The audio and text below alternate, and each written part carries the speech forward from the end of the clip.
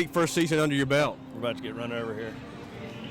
Yeah, it's been a lot of fun, and we're just trying to get ready to take care of business here today. You got 2 losses on the year, but they were to out-of-state teams, and you always play good competition there at Highlands. Yeah, I mean, one team we lost to, 3 or 4 points to them, and they're playing next week in the Class 8A Florida State Championship. So, they're Cincinnati Elder, Division I school out of Cincinnati. So, we competed against some great teams, and hopefully that has us ready for today. 7th straight appearance for Highlands in the finals, and that's something given every year you expect to be here. We just try to take it a day at a time, a game at a time, and fortunately we're here again this year. You got 3 backs with over 600 yards each. They've combined for over 36 touchdowns. A lot of weapons.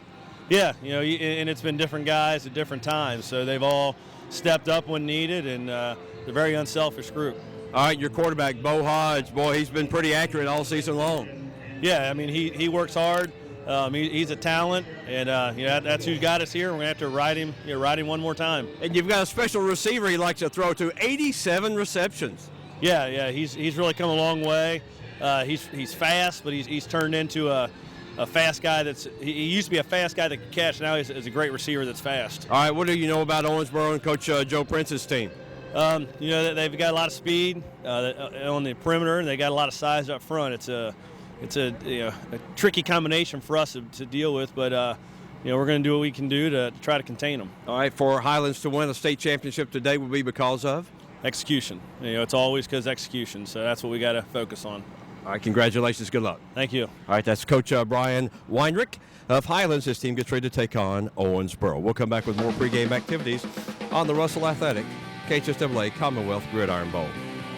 Life is easy Honey, when things are in balance. why is the credit card bill $6,000? Mom, Dad, I just got accepted to college. Mom, I'm getting married. Life can get out of balance fast. Find balance with Whitaker Bank. Solutions for your life. Whitaker Bank. Unique.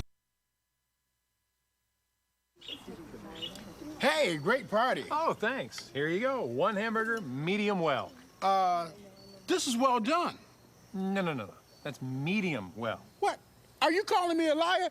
This thing is practically burned. That's it. You're not gonna come to my house and tell me how to cook a hamburger. I don't grill it. You wouldn't do it there. Gotta be crazy. So don't do it here. Sportsmanship. It's up to you. Choosing a college is about setting a course, a path that leads to your destination.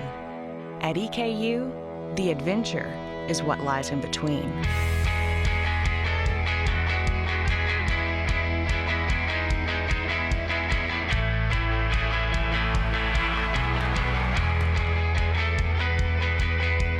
Eastern Kentucky University. Great journeys begin here.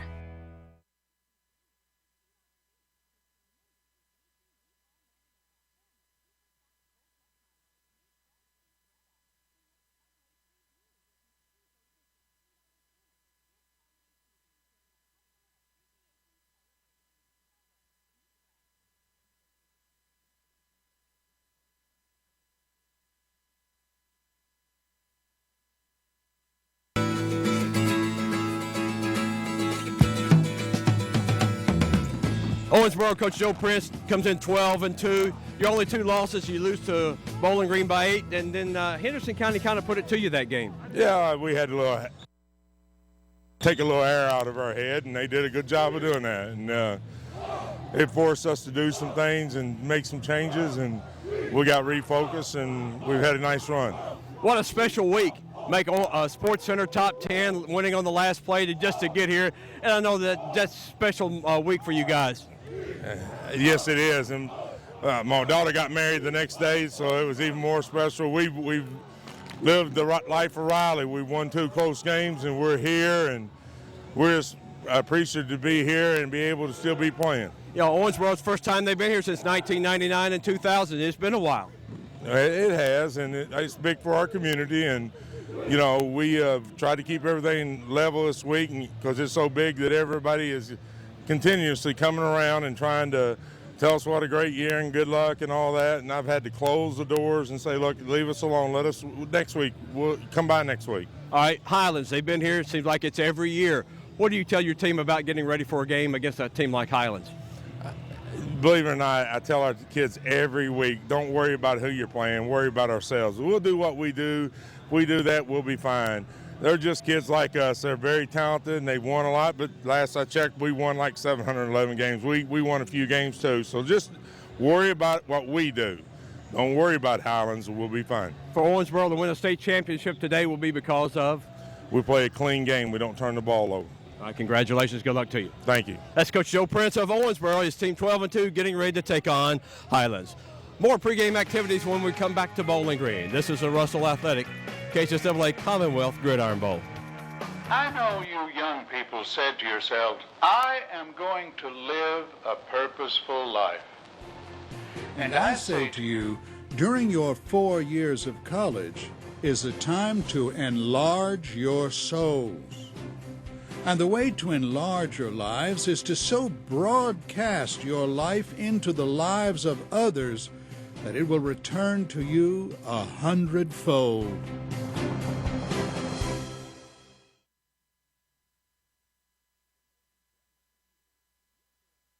Life is easy Honey, when things are in balance. why is the credit card bill $6,000? Mom, Dad, I just got accepted to college. Mom, I'm getting married. Life can get out of balance fast. Find balance with Whitaker Bank. Solutions for your life. Whitaker Bank. Unique. There's something special in the air at the University of Louisville. Investment and constant progress are helping today's students and faculty unleash their potential, discover new answers, open more doors, give back to others, see new worlds, and become champions in everything they do. Now, more than ever, it's a great time to be a Louisville Cardinal. Hey, great party. Oh, thanks. Here you go. One hamburger, medium well. This is well done. No. That's medium well. What? Are you calling me a liar? This thing is practically burned. That's it. You're not going to come to my house and tell me how to cook a hamburger. I don't grill it. You wouldn't do it there. That'd be crazy. So don't do it here. Sportsmanship. It's up to you.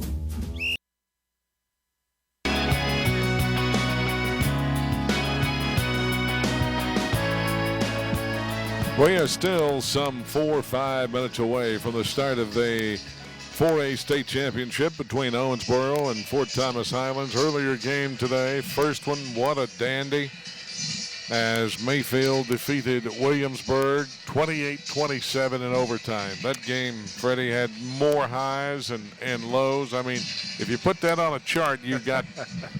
Well, it also featured 2 block punts. One thing I've noticed, and this is going into the 5th game that I've watched in Bowling Green, for a team to win a state championship, it has to play solid defense and special teams. Those 2 phases of the football seems to be what separates a champion and a runner-up in Bowling Green. And, you know, Joe Prince knows what it's like to get a ball club ready for a state championship game, having played in them at Mayfield. Right, and I liked his comments when he said that his team, for Owensboro to win, the Red Devils have to worry about themselves and not worry so much about their opponent coming in here winning 22 state championships historically. And Coach Weinrich also said that for Highlands to win, it has to come in here and take care of business. Statistically, these 2 teams are very similar. Owensboro's averaging 38 points a game, giving up 19. Highlands is averaging 40 and giving up 19. So statistically, it's an even matchup going into kickoff. Well, how do you think this thing is really going to play out? I think Bo Hodge will make a difference at quarterback. This is the first Division I quarterback that's played here in Bowling Green in the last 2 days. If he can effectively throw the football, it's going to be tough for Owensboro to stop that. For Owensboro, have to rely on big plays with an option look and play solid defense. Hodge is already committed to play out west at Brigham Young University. he's got a great receiver in Alex Veneman, leading receiver in the state. Yes, That's 87 catches, 1,529 yards and 22 touchdowns. To put that into perspective, Bo Hodge has thrown for 33 touchdowns. Veneman has caught 22 of them. That may be his primary target today. Owensboro, not a bad quarterback at all in Nick Locker. It'll be interesting to see what they run offensively, if they're going to spread the backs out, if they're going to just wait and see, I guess, what Coach Prince is going to throw at Highlands. If you've watched Georgia Tech play offensively, I think that's a lot what we're going to see from Owensboro. There's not a lot of there's not a 1,500 or 2,000-yard rusher like we've seen a lot of running backs get the carries. Owensboro's led rushing by their fullback, actually Anthony James, with 1,180 yards and 16 touchdowns. And Nick Locker, the quarterback, is the second leading rusher on the team. He's got 130 carries. He carries the ball about 10 times a game. Yeah. And he has rushed for 732 yards, 66 of 118 passing for 1,349 yards and 16 TDs. He's got a couple of receivers that have 16 catches each. Jaleel Barrett caught 16 for 340 yards and 4 touchdowns. Rodney Collier's caught 16 for 337 yards and 5 touchdowns. And we're having the presentation of the colors right now by the Kentucky National Guard. The Kentucky flag and the American flag as we get ready to honor America with the playing of our national anthem. And now we honor America with the playing of our national anthem. Oh, say, can you see by the dawn's early light what so proudly we hailed at the twilight's last gleaming, whose broad stripes and bright stars through the perilous fight o'er the ramparts we watched were so gallantly streaming, and the rockets red glare, the bombs bursting in air, gave proof through the night that our flag was still there. Oh, say does that star-spangled banner yet wave o'er the land of the free and the home of the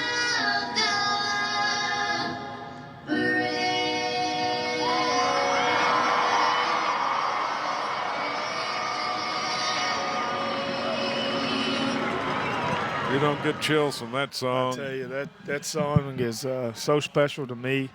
My wife is a soldier, and I've gotten many messages from National Guardsmen throughout Kentucky listening to our broadcast. Major Andrew Caldwell was a Mayfield football player. I was keeping him up to date with his Cardinals there, and he's listening, and a lot of the soldiers are listening. So I just want to say thank you to all those that serve our great Commonwealth and country.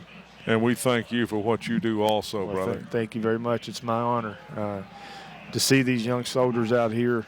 Many of our soldiers were athletes, and some played in these games, and it's very special to them to come back and support them in this capacity. Our color guard is leaving the field now as we get set for the start of this 4A state championship game. Owensboro will be coming in to our right, Fort Thomas Highlands to our left, and should be a dandy ball game. We'll run over the starting lineups very quickly for you. For Owensboro Catholic, offensively at center is Noah Jones. The guards are Courtney Wright and Vasad Greer. Tackles Corbin Tinsley and Lucas Williams. Tight end Gabe Philman. Wide receiver Rodney Collier. The running backs are Jaleel Barrett and Michael Johnson. The fullback Anthony James. And the quarterback is Nick Locker. Defensively for the Red Devils of Joe Prince, the nose tackle Quamari Tinsley. The ends are Trey Crow and Ronald Wyson. The outside linebackers, Jacoby Gardner and Quadri Tinsley. Inside linebackers, Tavian Board and Christopher Bartimus. At the corners will be Jaleel Barrett and Keyshawn Walker. You'll also see Walker offensively this afternoon for Owensboro. Strong safety is TJ James and the free safety is Arius Phillips. Looking at Highlands offensively, at center is Evan Richardson. The guards are Bo Hebel and Matt Gill. The tackles Lou Bunning and Kyson Haas. Wide receivers, Cashel Coughlin. The leading receiver in the state, Alex Veneman. The other wide receivers, Mitchell Kane and Justin Wire. Fullback is Griffin Earledge, and the quarterback is Bo Hodge.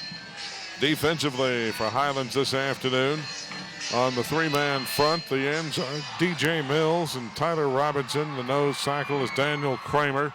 The outside backers are Brady Murray and Jake No. The inside linebackers, Patrick Shep and Rocco Pangalo. The cornerbacks, Grayson Heck and Kyle Martin. Strong safety, Austin Beal. And the free safety is James Hinkle. Down on the field is Scott Thompson as we get set for the toss of the coin for this ball game this afternoon. First time that Donald White will be wearing a white hat today. He is the man in charge, shaking hands with the captains down here on the field, and we'll pick up his instructions right now. Okay, come on down here. Okay, we got Coach Beasley and Fort Thomas Highlands and Coach Pierce and Owensboro. Okay, we've got Arian Beasley. Pierce, I'm sorry. Arian Beasley will be tossing the coin for us.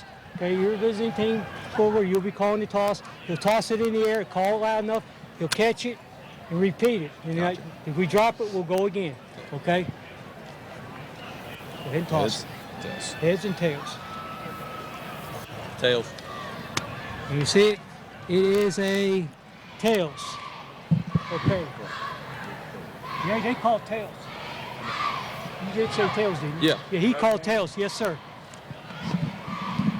Okay. All right, Highlands has won the toss. They have elected to defer to the second half. Once again, for this championship game, we've got the wind gusting up to about 20 miles an hour. And it is gusting.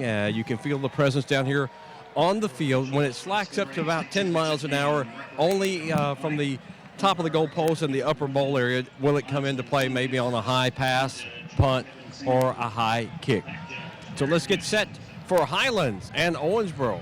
Class 4A championship game. Let's go up to Freddie Maggard and Steve Bertram. Steve? And we are thankful that it's not raining on you today, Scott. As a quarterback, both quarterbacks today with the wind, throwing a deep ball, they're going to have to drive the football through the wind instead of getting air under it and throwing it high in an arc.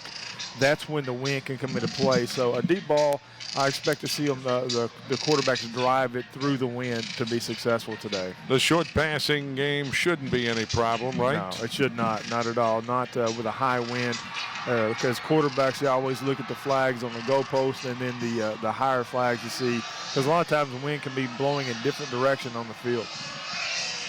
And we'd like to say a special thanks. One of the most important people in regards to a broadcast is the board op.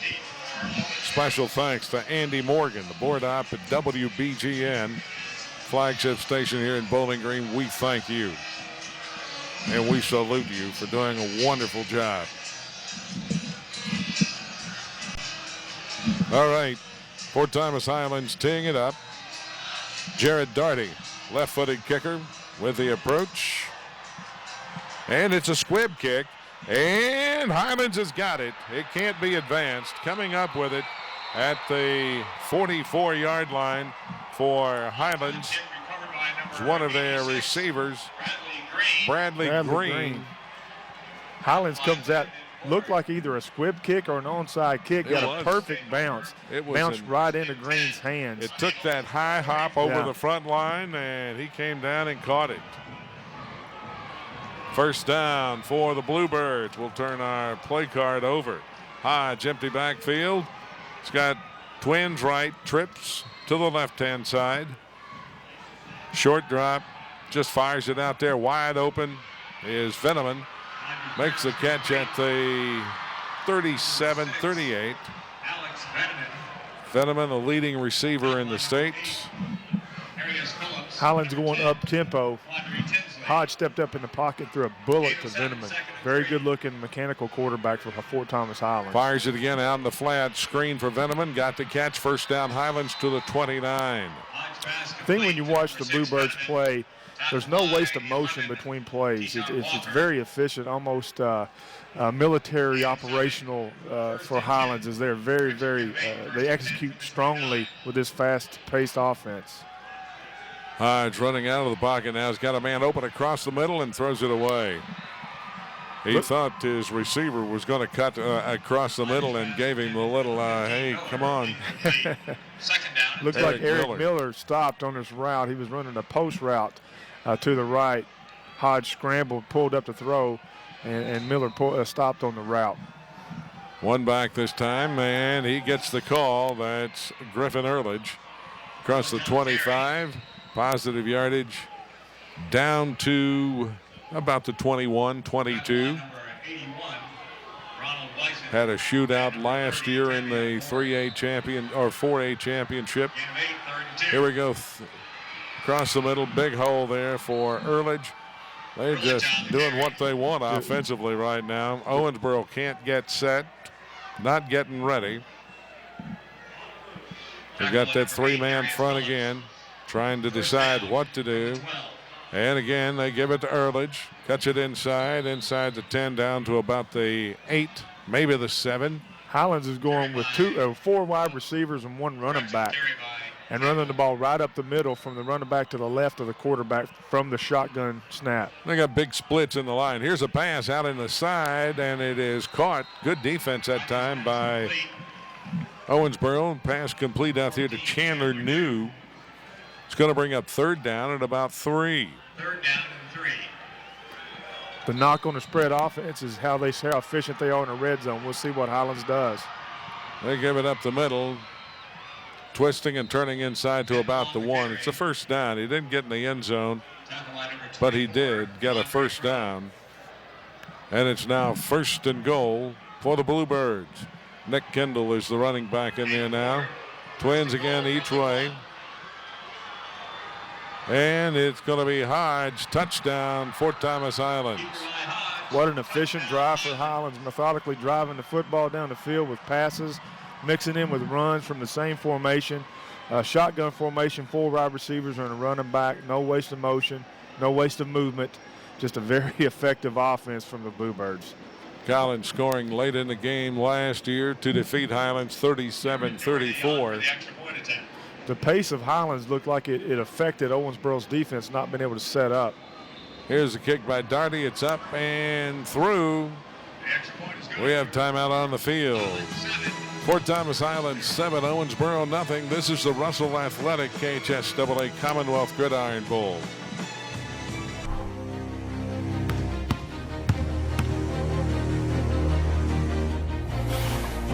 Define the fabric of a team.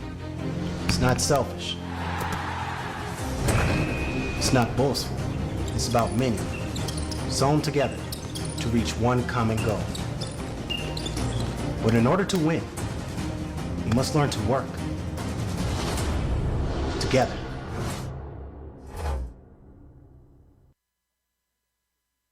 There's something special in the air at the University of Louisville.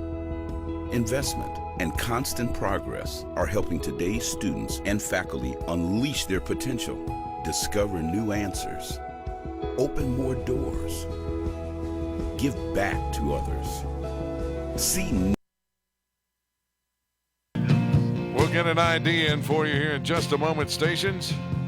Right now we're getting ready for Darty to have his second kickoff of the afternoon in 1 minute and 54 seconds. It was an onside kick to start the game that was recovered by Highlands. They methodically moved down the field. No big games, no big plays. Just executed its offense. Bo Hodge is mechanically a sound quarterback with a strong arm, threw the catchable football, and the receivers caught it and advanced with the yards after catch. Darty's kick in the wind, taken at the 5-yard line by Owensboro. Here he comes up the sideline. He's at the 40 and knocked out of bounds at the 45 on the kick return. Jaleel Barrett, not a big guy, 5'3", 118 pounds. We talked about Highlands' ability to execute offensively, with the strength of Owensboro is team speed. That was shown by Barrett with an explosive catch from the kickoff and run up the sideline. 1st and 10, Red Devils, high formation with a wing left, a wide out to the right. Split in to the left also. Here's Locker. Keeps it, pitches it back now in space across the 50 down to the 49. On the carry for the Red Devils is Arius Phillips. Nice block there by the tight end Philman to spring him on the option.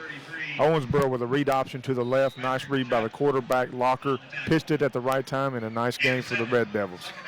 Gain of 7. It's 2nd and 3. Locker comes up under center, backs again in the eye. One wide man to the right. Split out there this time is Rodney Collier. Here's Locker. Keeps it, pitches it back now. Barrett cuts inside, spins away from a one tackler inside the 45 down to the 43. That's going to be an Owensboro first down. They're running that option nicely. Yeah, we talked about the Georgia Tech look. That was an option to the right. The quarterback Locker made the pitch. Bill missed a tackle initially and picked up extra yards. Now it's moving the chains. First down, Owensboro. At the 42 of Highlands, Bluebirds up 7-0. Red Devils on the move, unbalanced to the left they come this time. Here's the pitch back again, and to the outside. Barrett cuts it to the 30. Flag on the play. It's coming back. That's not Barrett, but it is a touchdown, but it's coming back. Michael Johnson, 5'5", 122 pounds. Looked like we have a hold or a clip on Collier, the wide receiver that sprung Barrett, the running back, to get down the sideline. Well, if Highlands thought that Owensboro was just going to back off and not attack, they have just seen that, well, maybe these guys got a little something going for Joe them. Prince talked about that they were going to play within themselves, and I thought that we just saw that through that execution. We've got our valet back now. And these guys are bringing in everything. He's got about 10 yards to the spot of the foul.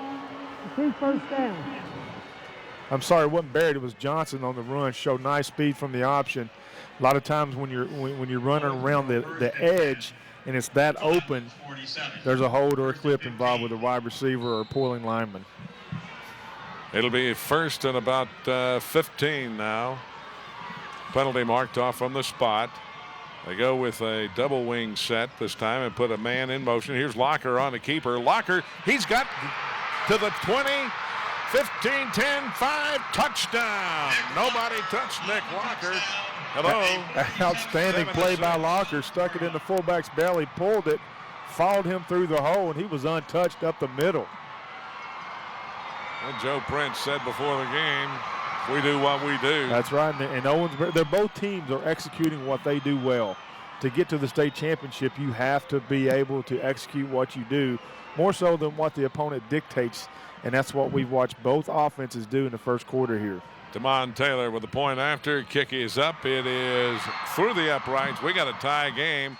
We've only played 3 minutes and 12 seconds. Timeout on the field. Owensboro 7, Highlands 7. This is the Russell Athletic KHSAA Commonwealth Gridiron Bowl. Here at Leachman Buick GMC Cadillac, we understand life gets busy. That's why LeachmanAuto.com is a convenient way to search for the best deals on over 300 new and used vehicles. Appraise your vehicles through Black Book. Check your credit.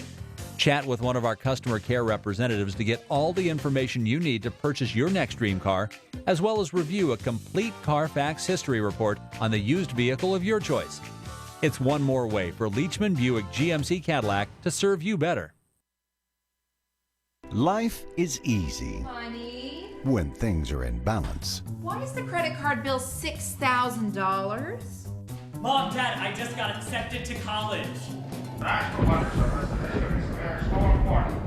Mom, I'm getting married.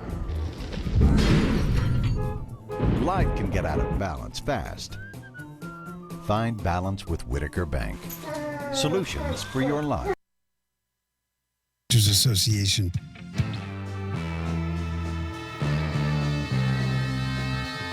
Let's pause 10 seconds to allow our stations to identify themselves. This is the Russell Athletic KHSAA Commonwealth Gridiron Bowl.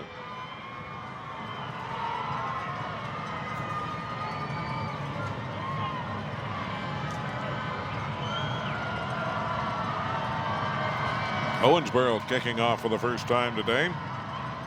Damon Taylor handling those chores.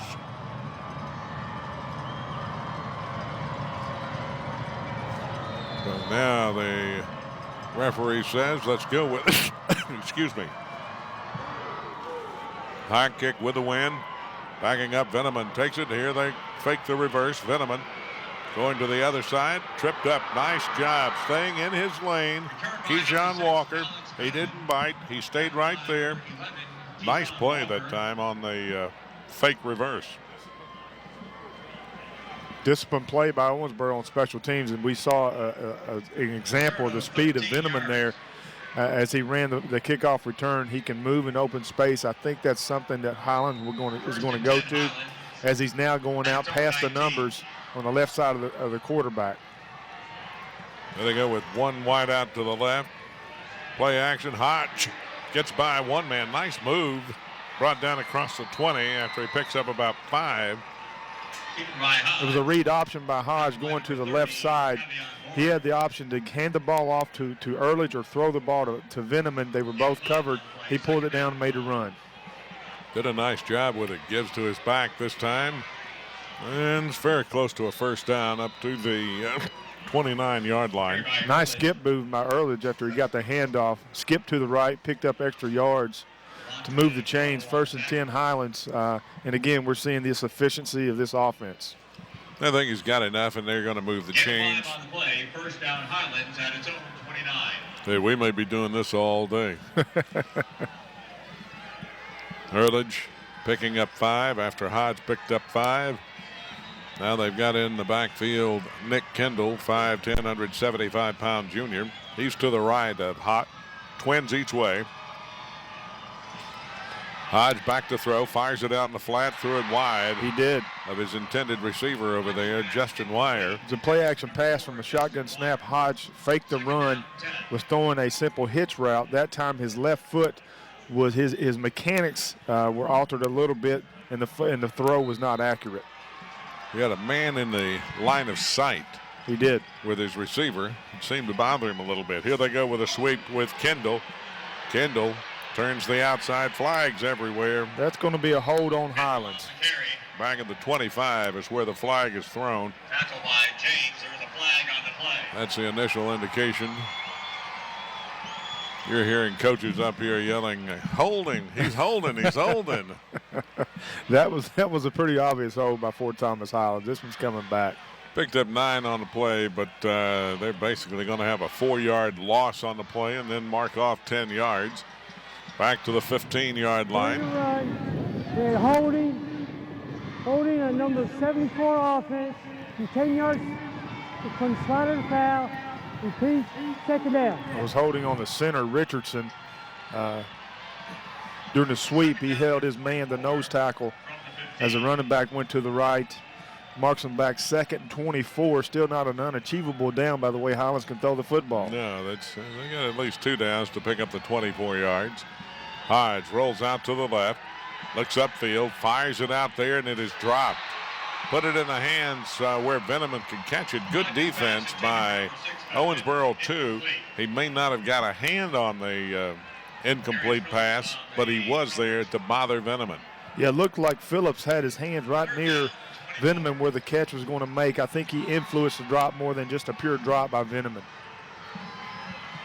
Here's Hodge rolling back again. Looking long downfield for Veneman. He's got a step, and it's knocked away. It was touched initially by Arius Phillips. Got a hand on it. Then it came down in Veneman's hand and then fell incomplete. Hodge sprinted to his left, pulled back. Veneman ran a post on the backside, pulled up and threw the post. The ball was in the air for, 50 yards or so. Tipped by Phillips, tipped back to Veneman and dropped. That showed the deep ball arm strength from Bo Hodge there is there. So if that's something Highlands can go back to if necessary. Darty's kick high and off the side of his foot. And it goes out of bounds at about the 31-yard line in Highlands territory. Now we'll see if this option attack from Owensboro can get going. It was very efficient in the first drive from the option pitch, and then with Locker keeping for the touchdown. 1st and 10 for the Red Devils at the Highlands 30. That's where they finally mark it. Locker under center. Wings on each end with a one setback. And Locker keeps it, cuts it up. He's inside the 25, down to about the 21.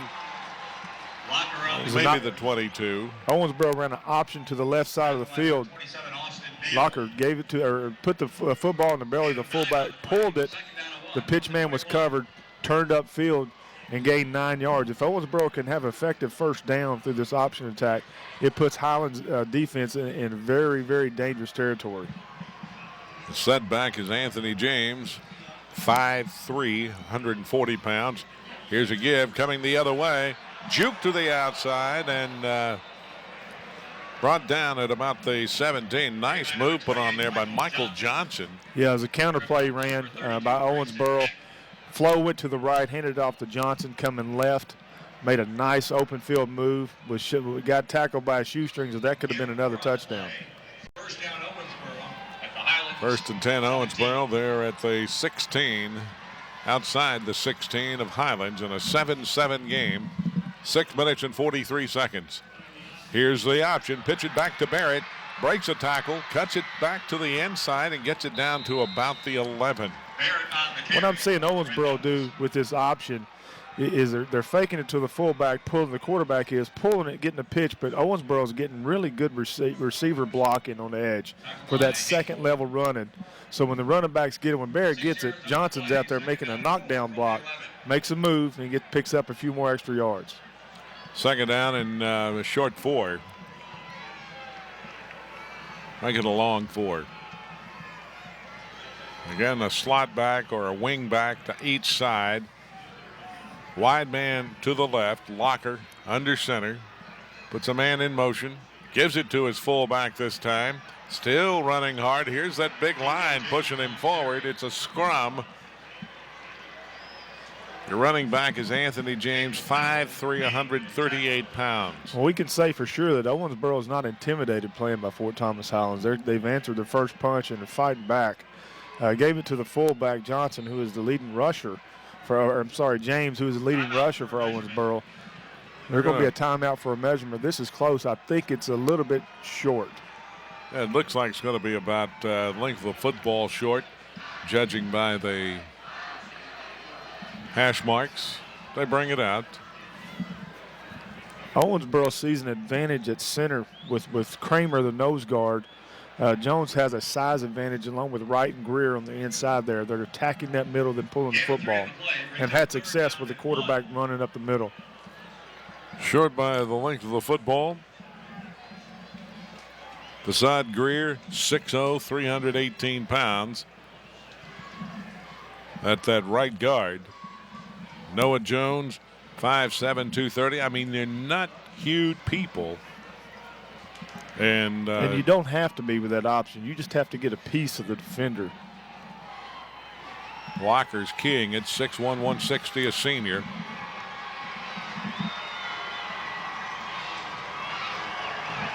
And again, Highlands shifting before the ball snapped.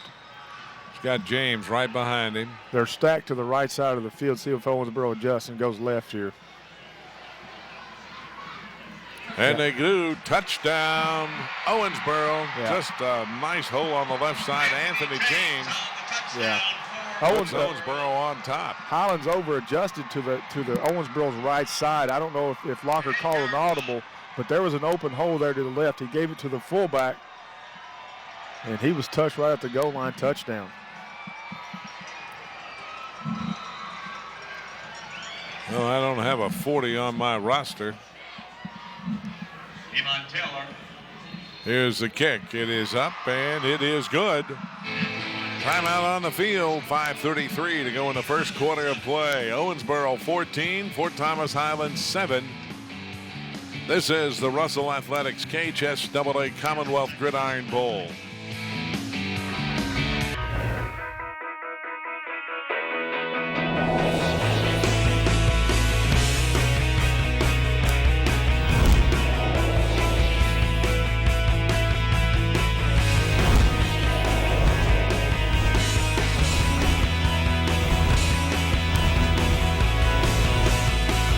Houchins Industries, proud corporate sponsors of the Kentucky High School Athletic Association Girls Sweet 16.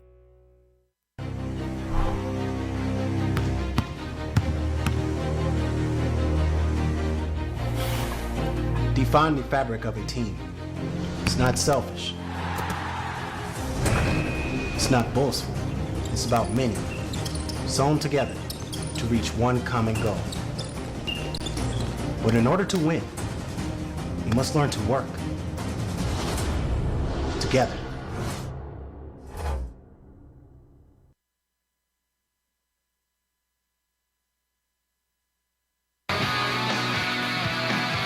Highlands getting set for the return. Back deep are Veneman and Kendall. Owensboro with 9 plays for 95 yards on his 2 touchdown drives. Highlands 14 plays for 54 yards. Interesting. Reading for the kick, and here we go. Straight on kicker. Taken by Veneman. Keeps it himself again. Gets to the outside. Shakes one tackle. And then is brought down by Barrett and Quadri Tinsley. Veneman showed that speed again. He will be a dangerous receiver if Highlands gets the ball in his hands in space. He's hard to bring down. Very explosive athlete. Football at their own 38-yard line. 1st and 10 for the Bluebirds. See what Highlands does here. I'm not for sure. The Bluebirds are used to being down in the first quarter against Kentucky competition. See how they answer on this drive. Coming back out. He's got split backs in the gun.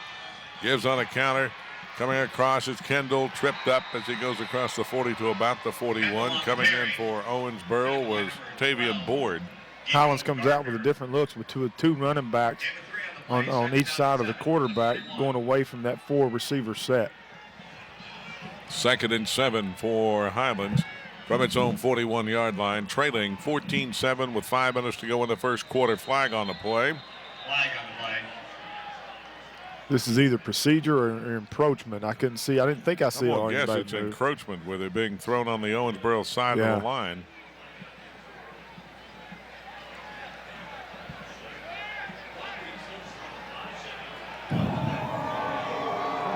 Have encroachment, number 10, on the defense. It'll be 5-yard penalty, be 1st and 5. Tinsley wanted to get close to the line of scrimmage to get a good jump. Jumped a little bit early there and got across the line of scrimmage. It's going to be 2nd and 2 now after the penalty. Hodge leaves it in there with his starting back. Griffin Earledge. Across midfield or to midfield. That'll be a Bluebird 1st down. It's hard to stop Fort Thomas Highlands when you spot them 5 yards with an encroachment or an offsides. Absolutely. This offense doesn't need much help. Hodge rolls out to his right this time with a play action. Steps up, fires it out there, and it is caught by Veneman.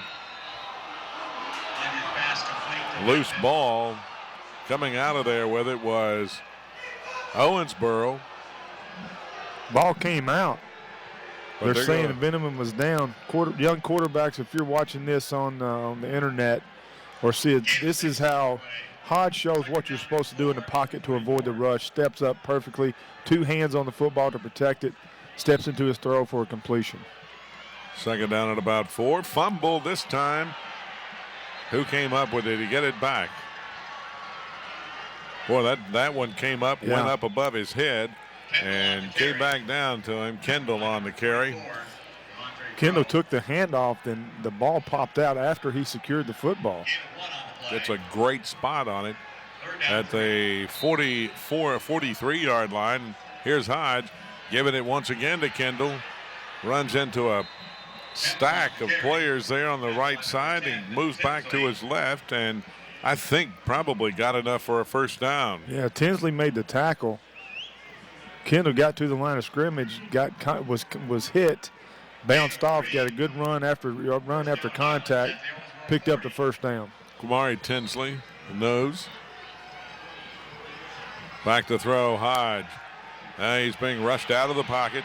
Gets outside. It's tipped, picked off at the 29. That is Barrett. Goes down. I was bragging on Hodges' fundamentals. The 2 plays before, he made the error a quarterback cannot make. When you're scrambling to the right, you cannot throw back across your body. 9 times out of 10, that's going to be a touchdown. The ball was tipped, and then it ended up being intercepted by Barrett, by Owensboro. So a fundamental flaw after 2 plays before, he made a perfect fundamental step up in the pocket and throw. And he had pressure that time. He did. Owensboro got on pressure, and he had to scramble it out of the pocket. So a turnover. Red Devils with a football. Locker under center. Changing his play now. Unbalanced to the right. And he gives it to his fullback. He goes across the 38, 39, and 40, where he is finally brought down. DJ Mills came off the defensive end, made the tackle. Highlands is playing a little chess match with Locker and the quarterback, moving the defensive line around to see if he will make an audible to adjust the play where they want the football to come to. They run it over the left side. No, they pitch it back this time. Barrett, or not Barrett, that is Johnson again. Michael Johnson. Option to the left. Locker made the pitch. Johnson took it. When he catches the pitch, he knows what to do with it. He gets north-south in a hurry after an initial move. These running backs from Owensboro are very fast, shifty, and can get upfield in a hurry once they make that initial move. That's enough for a first down to the 49 in Highlands territory. A Highlands man down on the field right now being attended to. I'm impressed with this Owensboro offense. I am too. It's a typical Georgia Tech looking option. They're going left, they're going right, they're giving it to the fullback. They're following that with quarterback keeps up the middle runs. All of his pitches are timely. Highlands is having a hard time reacting after the pitch. They're playing the quarterback properly on the option, but once the ball's pitched, Owensboro's running backs are very fast. When they catch the ball, they make a move and they get upfield. So very well coached team from Owensboro, and Highlands is extremely well coached as well. So this is going to be, I think this is setting up to be a fun day, partner. It's always a fun day, man, here at state football championships. The weather's the only variable. Owensboro comes up to the line. Locker signaling play caller.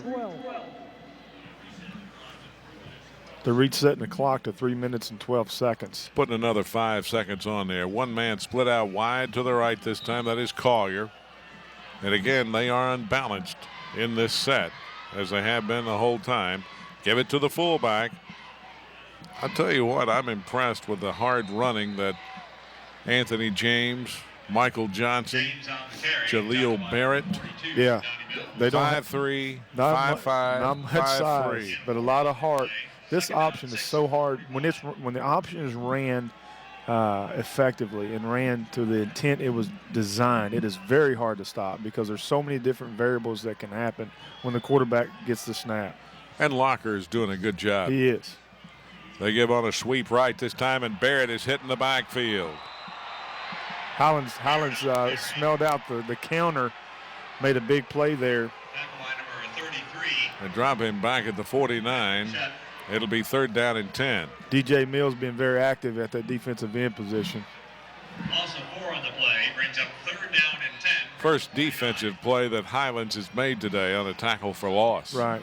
That was the first negative play from Owensboro, so that just tells you how efficient this offense has been to this point. Locker's in the gun this time with Walker.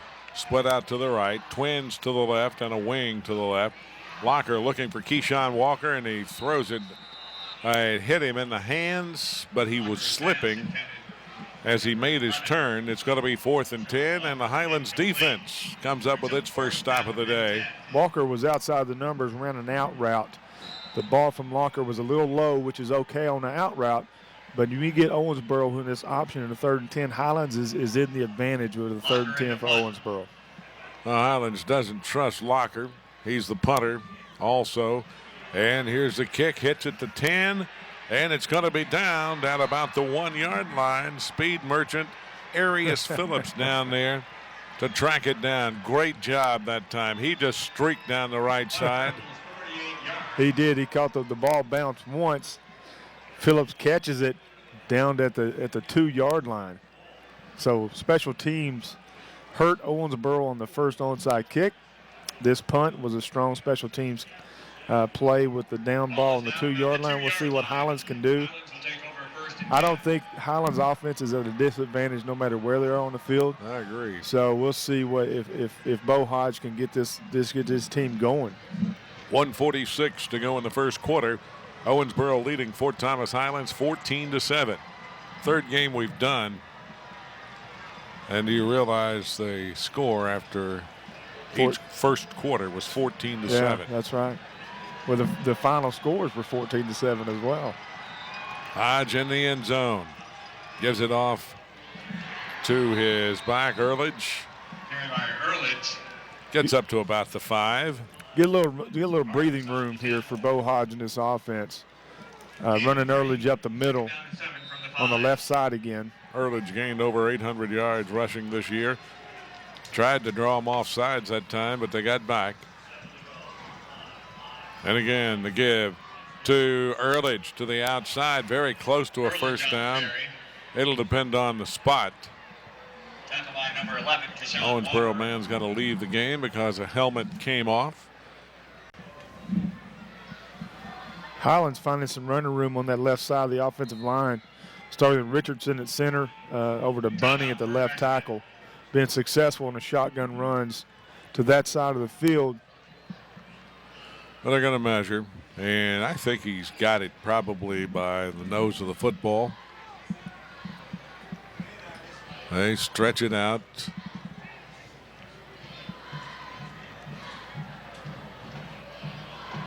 Short. Short about an inch. It's a huge play coming up here. Yeah. Just shy brings up 3rd down and inches. 3rd and inches. I wouldn't be surprised if Bo Hodge, if this is a play action pass, and try to hit Owensboro with a big play. I think they're gutsy enough and believe in what they do enough. And Owensboro, if it doesn't work, they'll go for it on 4th. Yeah. I'm serious. That is gutsy. I would be very aware where Veneman is a dangerous receiver. Veneman is split out to the right.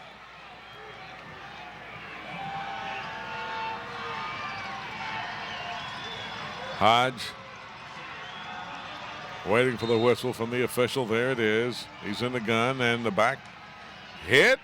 Nope, he keeps it. Nice job that time by Bo Hodge. Tackle by number 11, Walker.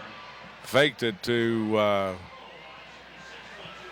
it to his running back Kendall, and Kendall was all over the running back, or was hit by an Owensboro man, and the Owensboro man is down on the field after making the play. Joe Prince.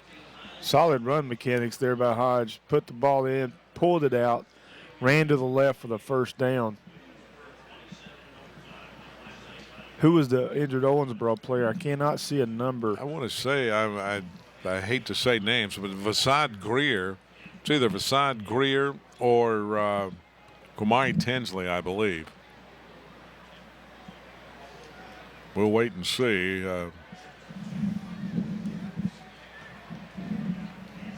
It is Vasad Greer. He's coming up.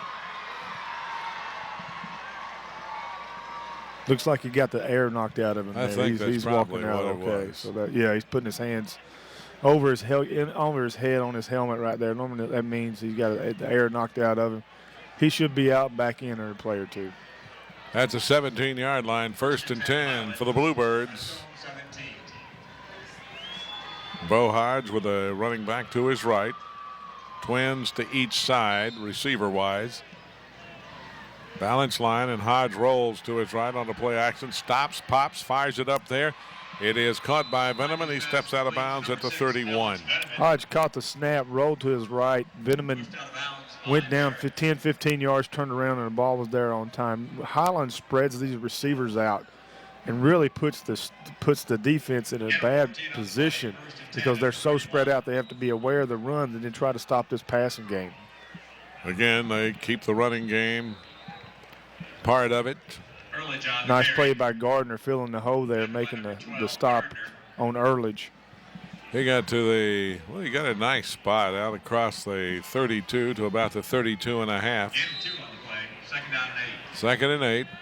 Give it again this time to Kendall across the fumble. Owensboro says they've got it, and they do. Coming out of there with it, Arius Phillips. Kendall's had the ball security issues before. This time it comes back to bite him. Owensboro gets the football here on the positive side of the 50 with 33 seconds left. That was a critical error for Fort Thomas Highlands. Vasad Greer is back on the field in that offensive line for Owensboro, who has it 1st and 10 at the Fort Thomas Highlands 39. Tight end split out to the right is Gabe Philman. Wing to the right this time, Tavian Board. High formation. Looked like he moved, and they're going to back it up to the 44. False start. It's going to be 1st and 15. It's been quite the first quarter. 21. Start. Number 30 on the offense. Penalized 5 yards and 1st and 15. 21 points already. The way this thing was going earlier in the quarter, I thought we were going to see 50 apiece there. They were putting it up early. Both teams were moving the football. Wide to the right is Collier. They're in the eye with a wing left this time. The give is to the fullback. Owensboro put the formation into the boundary there on the left hash mark with a fullback dive. Picked up about 4 yards on that. This time, be aware, I think Owensboro could do a counter or go back to the wide side of the field that's open, still on the left hash. Well, they're going to try to get this play off before the quarter ends. 9 seconds to go. Now it's down to 5, 3, 2, and they do get the play off. They pitch it back. Getting across the 40 is Anthony James to about the 37-yard line, and that's going to be the end of the first quarter of play in the Class 4A state championship game. Owensboro 14, Fort Thomas Highlands 7. This is the Russell Athletic KHSAA Commonwealth Gridiron Bowl. There's something special in the air at the University of Louisville.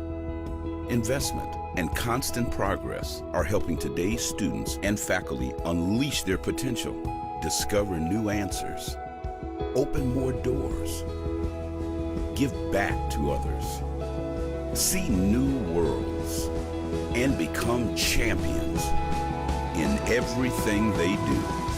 Now, more than ever, it's a great time to be a Louisville Cardinal. Here at Leachman Buick GMC Cadillac, we understand life gets busy. That's why LeachmanAuto.com is a convenient way to search for the best deals on over 300 new and used vehicles. Appraise your vehicles through Black Book. Check your credit. Chat with one of our customer care representatives to get all the information you need to purchase your next dream car, as well as review a complete Carfax history report on the used vehicle of your choice. It's one more way for Leachman Buick GMC Cadillac to serve you better. Choosing a college is a major decision. So why did I choose WKU? Because at WKU, professors are experts in their field. I'm encouraged to study abroad and make the whole world my classroom. and where I get real-world experience. Doing exactly what I want to do. And where I have all the tools I need to prepare for a successful future. It's all within my reach at Western Kentucky University. I would think something's This different. option game has been very effective for Owensboro. One back set this time with wings to each side. Locker back to throw. He's got a man open down at the 10-yard line. Did he hang on to it? Flag on the play. Touchdown, Owensboro. Owensboro with a play-action pass. Collier with a streak move on the outside of the receiver. Locker just laid it up, caught the football. I'm not for sure what the penalty was, but it looked like he was bumped. There were two before the pass receivers. got there. There were two receivers for Locker to choose from that could have scored on that play.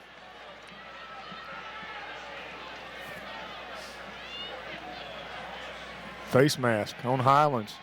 Nice throw by Locker. Nice mechanics in the pocket. Stepped up after the play action pass. Made a perfect throw to Collier for a touchdown.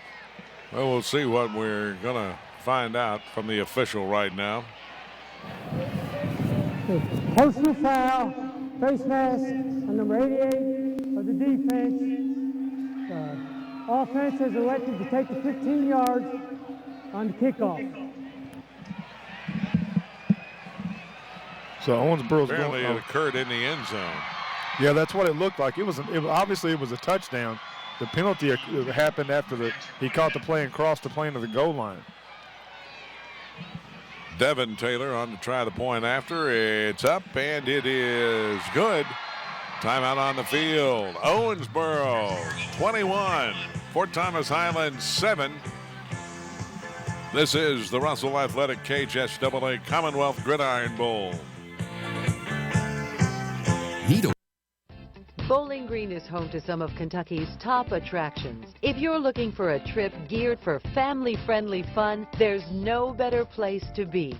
For an even cooler thrill, head underground to Lost River Cave, where it's always 57 degrees.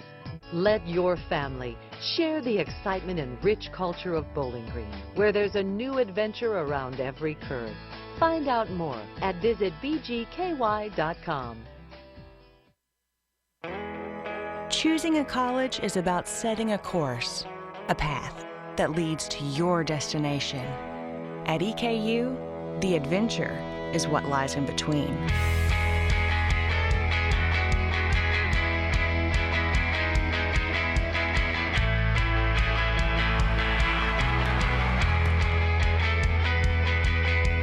Eastern Kentucky University.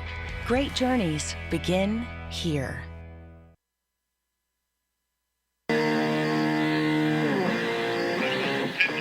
Devin Taylor getting set to kick it away for Owensboro. Well, he's showing sort of a pooch kick or an onside kick. We'll see. They got to 15 on the penalties. They're kicking off at the 45 of Highlands. Waiting on the whistle. And it is. And it's a nice one, and Owensboro has recovered it. Oh, my goodness. That was Gardner. The linebacker came out. The same exact play that Highlands hit on Owensboro on the first kickoff. It was a pooch kick. It bounced, got the high bounce. Gardner caught it on the fly, automatically went to the turf. 1st and 10, Owensboro going in.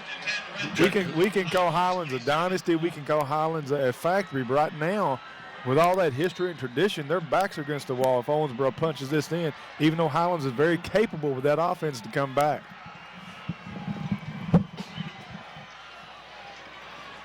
Kobe Gardner with a recovery. One back set. Locker at quarterback. Running the option. Pitches it outside to Barrett. Barrett jukes it back to the middle. Flag on the play. We're going to get a hold probably on Owensboro. Yeah, this one's coming back. Thrown at the 25-yard line. Looks like the hold will be on Johnson for Owensboro.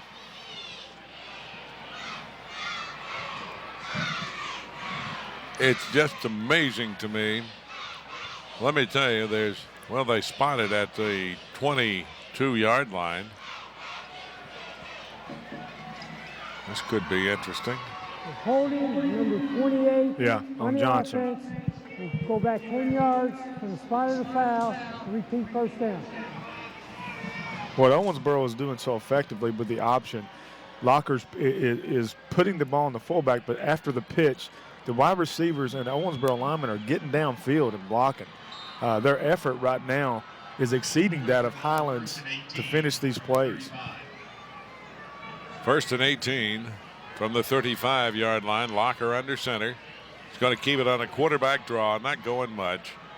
Locker on the keeper. Well, they just let him just keep shoving Locker back and didn't blow the whistle dead. Didn't blow the play dead. Gets about 2 on the play to the 33. 2nd and 16. DJ Mills and the linebacker Pangalo in on that tackle. They had nothing to do. They sniffed that one out and knew where Locker was headed, made the play for a negative gain. Locker in the gun, balance this time on each side. Locker looking to his left, they're coming after him. Throws it out there and it's overthrown, intended for Jaleel Barrett. And lucky that was not for Owensboro. That for Fort Thomas Highlands, that could have been an interception and a pick six.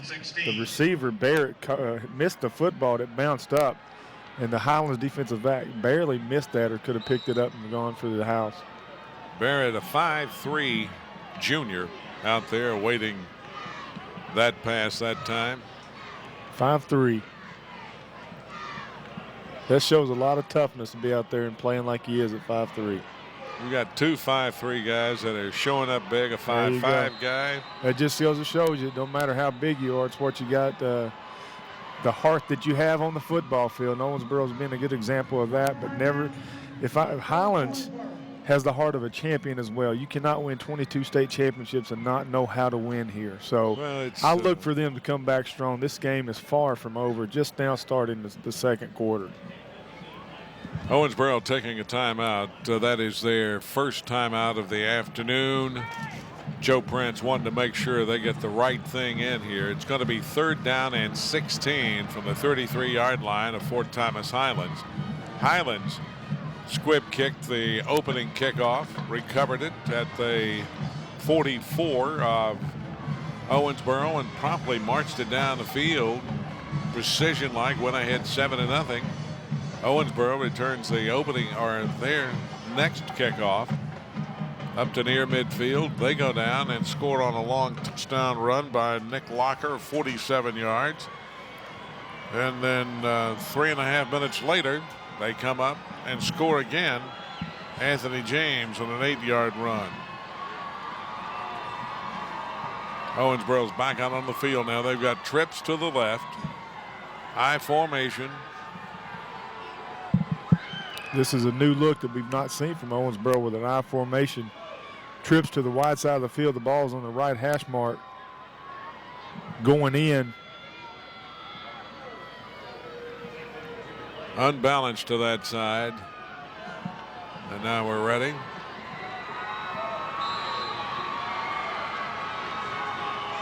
Here's Locker back to throw. They're coming after him. They set up the jailbreak screen out there, and a nice play by Highlands. Coming up and making a hit was Austin Beal.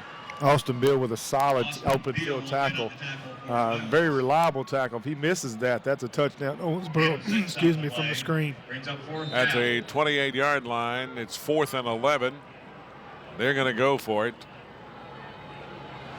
Of course, Locker, the quarterback, is also Locker, the punter. Yeah, this could be a pooch kick or a quick kick from the quarterback. And he's in the shotgun.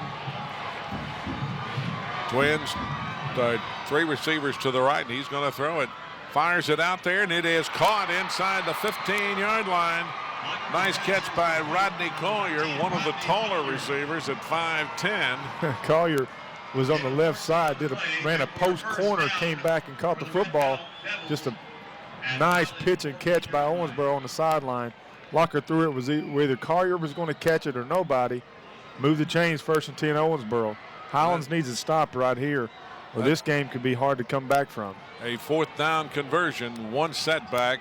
Anthony James. James gets a handoff, gets by 1 man inside the 10, 5, touchdown, Owensboro. Those little running backs, when they get the ball, they're going upfield. Those legs don't stop churning. Right now, it appears that Highlands is in trouble. Owensboro has the momentum, but I think right now what it appears to me is the effort, the momentum is all Owensboro right now. Highlands is almost lethargical at sometimes on the field. I expect them to come back, but this is a total domination by the Red Devils. 27-7, trying to make it 28 is Taylor. Kick is on the way, and the kick is good. Timeout on the field. Owensboro 28, Fort Thomas Highlands 7. This is the Russell Athletic KHSAA Commonwealth Gridiron Bowl.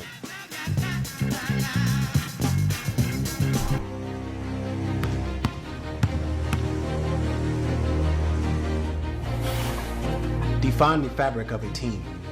It's not selfish. It's not boastful. It's about many, sewn together to reach one common goal. But in order to win, you must learn to work together.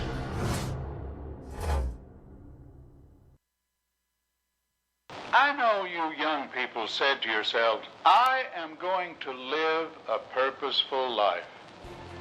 And I say to you, during your 4 years of college is a time to enlarge your souls.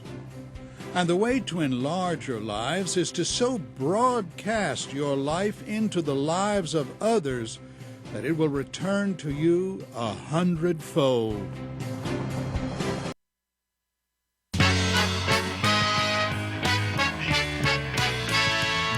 Nine minutes and 45 seconds to go in the first half of play.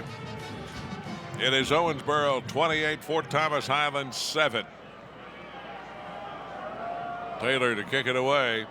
A lot of shocked people in this stadium right now. Mostly on this side of the field. Yeah. Owensboro with a nice crowd over there. I can't see Highlands, but they have to be surprised right now being down 28-7 in the first half. Approach. High pooch kick. It's going to be taken at the 26. Hit across the 30 to about the 32, 33-yard line. Kane on the return. This is a huge drive for Fort Thomas Highlands to get back in this ball game. If they go back to the way it operated in the first drive, put the ball in your best players' hands with Hodge and Veneman, Highlands can get back in this game. With that offense, they can get back in a hurry. So down 28-7 for this team is dangerous, but it's not game over to this point. Hodge with trips left, Twins right. Steady diet of throwing. Now he's going to run it. Hodge across the 40. Cuts it back the other way. Gets it to the 45, and that's going to be enough for a Highlands first down. Nice run by Hodge. Good open field ability from him. Not only can he throw it, but once he gets upfield, he has the ability to make runs. This is what Highlands needs to do to get back in the football game. He's the second leading rusher on the year for Highlands. They get an empty backfield. Hodge takes it. Short drop, fires it out in the flat. Veneman gives ground and loses yardage. Hodge's pass complete to number 6, Alex Veneman. He caught the ball at about the 48-yard line and tried to back up a couple of yards to make a move, and Owensboro dropped him there. Gain of 5. Second and 5. Second down and 5 from the 50. Now they've got running back in there, Earledge. Earledge gets the call. He's got the first down across the 45 to the 44. Earledge on the carry. Earledge took the football, make a skip move to the right to get the extra yardage for the first down. This is Highlands being Highlands now. They've settled down. They're moving with tempo, but not hurrying and operating their offense. Here's an inside handoff to Earledge to the outside.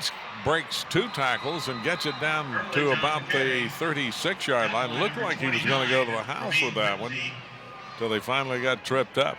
He did. There's a lot. Owensboro has closing speed to make those tackles, but a good run by Earledge coming out of the ball game to get a breather after a couple nice runs on this possession. He and Kendall both come out. Short drop, and here's a quarterback draw again. Big hole for Hodge inside the 25 to the 23, and that's another Fort Thomas Highlands first down. We've talked about Owensboro's speed all day. We saw Bo Hodges' speed on that play, a quarterback draw. Stuck his foot, went upfield for a nice gain, first down. Listed at 6'1", 205, Yeah. headed to BYU. Yeah, he's got a very, very nice future ahead of him. Good quarterback, really good high school quarterback in Kentucky with transition to BYU. He does a little shovel pass to Kendall, who happened to be in the right place at the right time because he got decked by Johnson coming from the outside that time just as he released the football. So it's an 8-yard gain. Hodge took a shot there before Johnson was getting to him. He pushed the ball out. It wasn't a throw. It was almost like a Utah pass or a pass of that nature and went forward. Earledge inside the 10, 5, down to the 3. It's going to be first and goal for the Bluebirds, and they are coming right back. Number 1 ranked team in Class 4A all year long. They mark it at the 4 where it's first and goal for Highlands. First and goal for Highlands. Back to either side of him this time. Twins right, one wide man to the left, and the official says no. We got a timeout called. Joe Prince wanted to calm his team down after Highlands moving the ball efficiently down the field. Nice calls by Highlands offense, getting back to what they do best.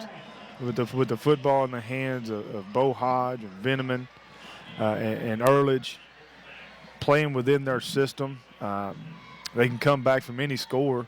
We've seen them score so many points throughout the years. Absolutely. So this may be a wake-up call for Fort Thomas Highlands. But you can't take away from what Owensboro's done to this point. They played within their system. It's good to see the effort from both teams now picking up. It's equal. I think they both realize that they're in the football game, and the minutes on that clock that tick off is the last minutes that some of these young men will play football in their life. So this is a very important game to both sides. Joe Prince, much heralded high school football player out of Mayfield, big 6'8" lineman. Now the head coach at Owensboro. Highlands has it first and goal from the 4-yard line. 3 men to the right, 1 wide man to the left. That's Veneman. But my guess is 7 or 20 get it. Hodge or Earledge.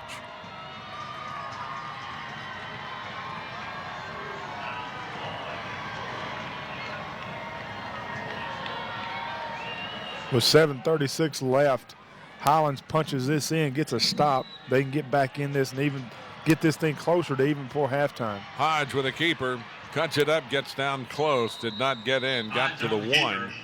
Tripping him up before he got there was Christopher Bartimus, 5'11" junior.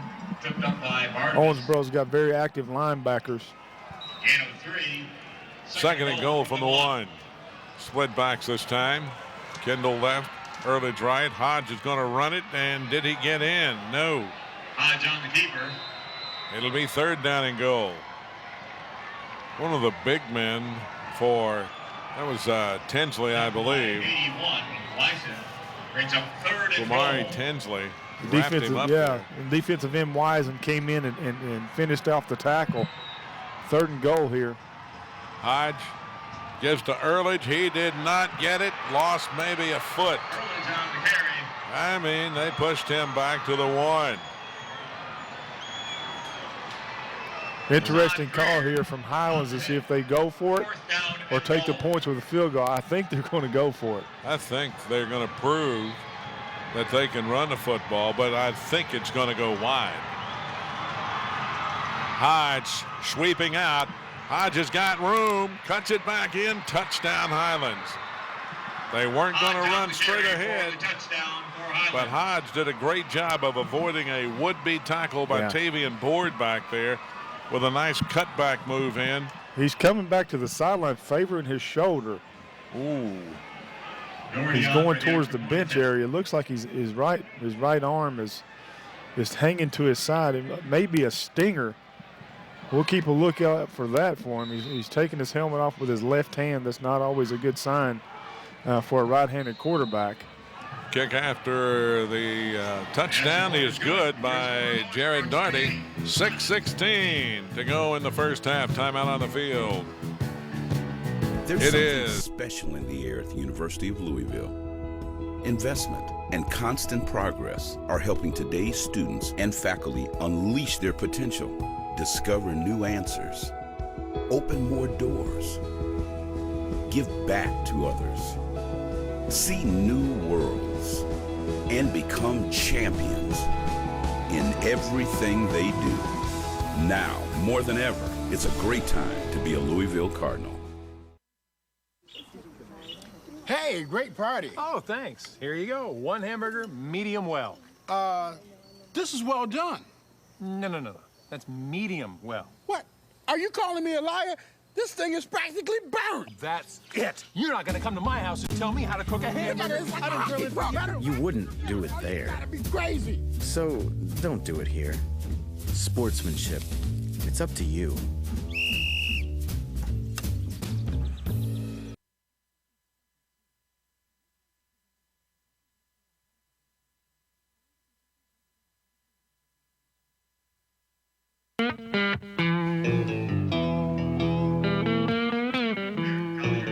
.16 to go in the half. Highlands getting set to boot it away. Jared Darty. Does he kick deep? Does he kick an onside kick? His team down by 14. Here's the approach, and it's a high kick taken at the 9-yard line by Collier. Collier at the 30 and knocked out of bounds at about the 31 or 32. Owensboro with a yardage advantage on Highlands at this point with 6 minutes left in the second quarter with 192 yards. Fort Thomas Highlands with 175. Highlands with 123 yards on the ground. Owensboro with 136. 25 yards on the return. Owensboro has more passing yards than Fort Thomas Highlands to this point. That's amazing. Yeah, 56 to 52. Locker under center.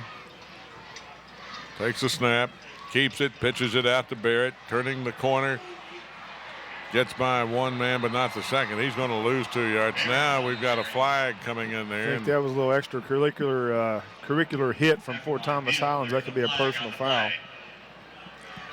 It's either that or a face mask. We see the fight back in Fort Thomas. Highlands with that, where they stretched out the option. Personal foul, late hit in number 18 on the defense, 15 yards, first down. Some frustration from Highlands from being down. Could be the first time they've been down by 14 deep into the second quarter, playing a Kentucky team this year. Yeah, absolutely, playing any Kentucky team. Yeah, so we'll see how they handle this adversity. First they down. handled it on offense. See if the defense can step up and handle it right here. First down at the 47-yard line. Owensboro in its own territory. They give to the fullback straight ahead. Gets a couple, maybe 3 up to midfield. It'll be shy of midfield. Second down and 7. This Owensboro team plays hard. You have to give it to them. They're playing very, very hard out there, making their blocks, making their runs, giving the extra effort. And that's allowed them to be successful and up 14 right here in the second quarter. They come out of a strong district. Yeah. Locker has them down. Now they shift the tight end from right to left.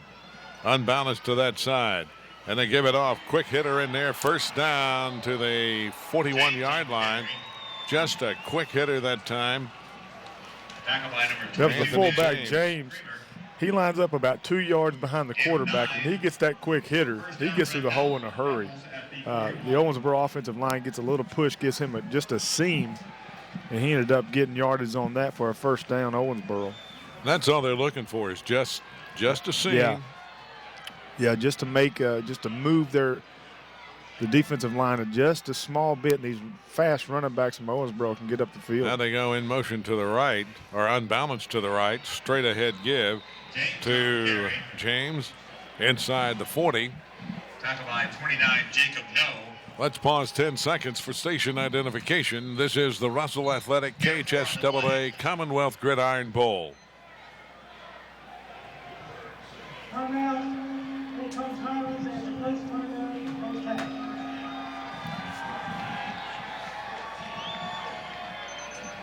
Well, while we were away, Fort Thomas Highlands decided it was time for the defensive coordinator to go out and talk to the ball club with a timeout. Second down and 6 is what Owensboro was looking at. Highlands scored the first touchdown of the game, went up 7-0, and Owensboro came back with 28 unanswered to go up 28-7. Highlands showed some resolve, coming back and moving it all the way into the end zone to make it 28-14. Another nice kickoff return. I mean, it wasn't anything major, but still, you get it to the 30-yard line, 35-yard line, showing you're still alive. First play, late hit, unsportsmanlike conduct on Highlands gives Owensboro a first down.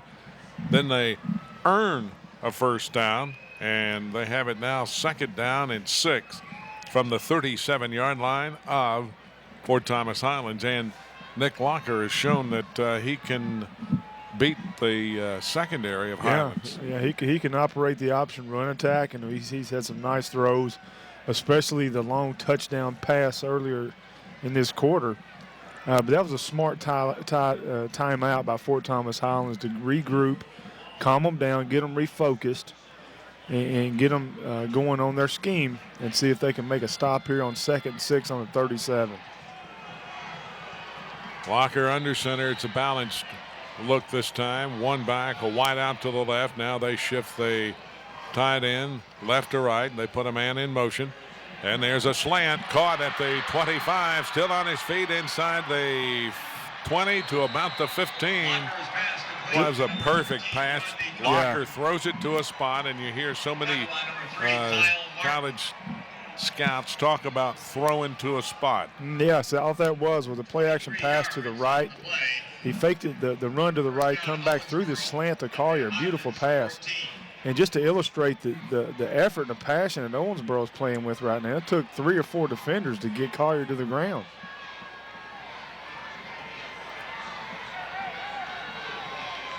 They don't have enough players out there now. Here comes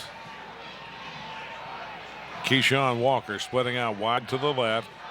It's a balanced look this time. Flag on the play, and it's going to be a false start. Yeah. Owensboro, after that positive pass play, is going to get sent back 5 yards for a false start here. False start, number 30 on the offense. It'll be 5-yard penalty, get first down. It goes back to the 19-yard line. They're in the red zone where they have been most effective today. That play didn't start out well, only having 10 men on the field. Got the player in late, then with a false start. Puts them at 1st and 15 on the 19 going in. Showing an I formation this time. Locker under center. Kept it, got hit, and had the ball knocked loose, but he came back down with it. Locker sacked on the play. Brady Murray. Murray read that well. Locker kept the football, got hit in the backfield, driven back. Almost a fumble. The ball got loose for a second. He held on to it as Murray slammed him to the ground. 2nd and 20 from the 24-yard line. So the Highlands defense has come up with a big play. Walker split out to the left. Wide man to the right is Tavian Board. Locker under center. They're coming after him. He fires it out in the flat. It is caught by Barrett. Gets by one man. Barrett up the sideline. Touchdown. Who made that great block over there?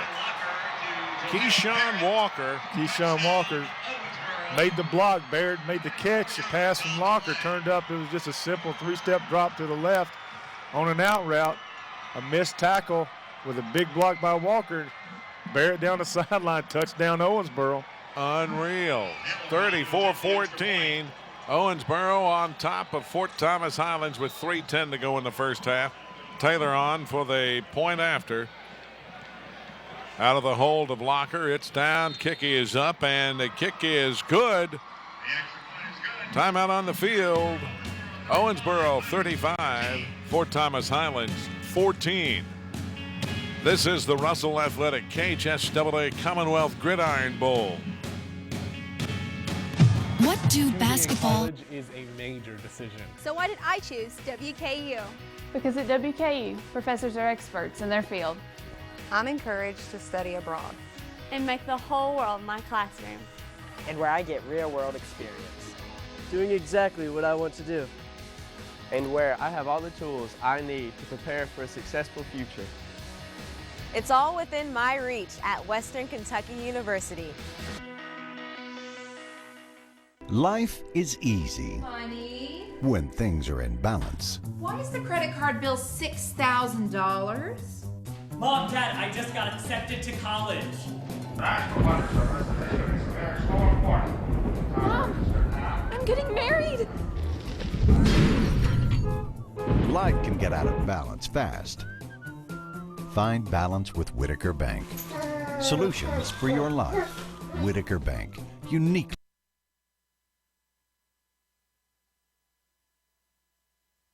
Owensboro getting set to boot it away. Taylor just does about a 3-yard drop on all his kicks. Locker 5 for 7 for 103 yards passing for Owensboro. Hodge 7 for 12 for 52 yards. With 3 minutes and 10 seconds to go in the first half, another fair catch called for and taken at the 35-yard line by Fort Thomas Highlands. Fair catch made Jared by Pulsford. 91, Jared Pulsford. First down for the Bluebirds at their own 35-yard line. Okay, we've seen Locker throw the football down the field, lead the Red Devils to a touchdown. Now it's Bo Hodges' turn with Highlands coming back with 4 receivers back into the game, 1 running back.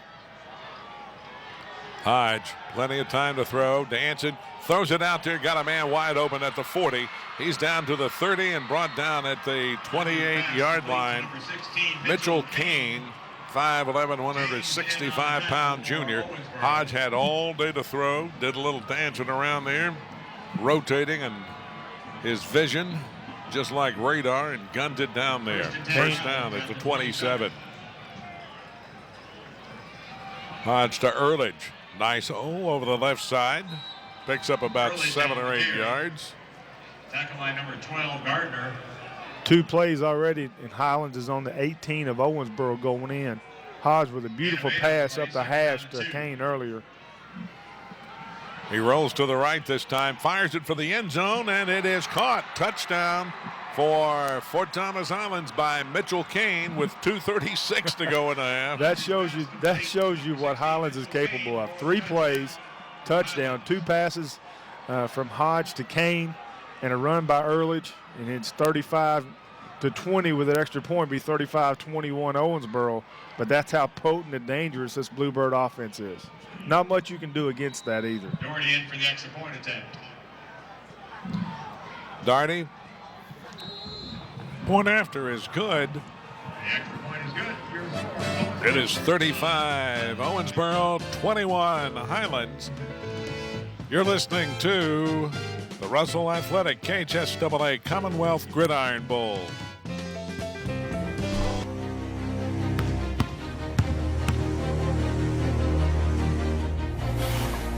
Define the fabric of a team. It's not selfish. It's not boastful. It's about many, sewn together to reach one common goal. But in order to win, you must learn to work together.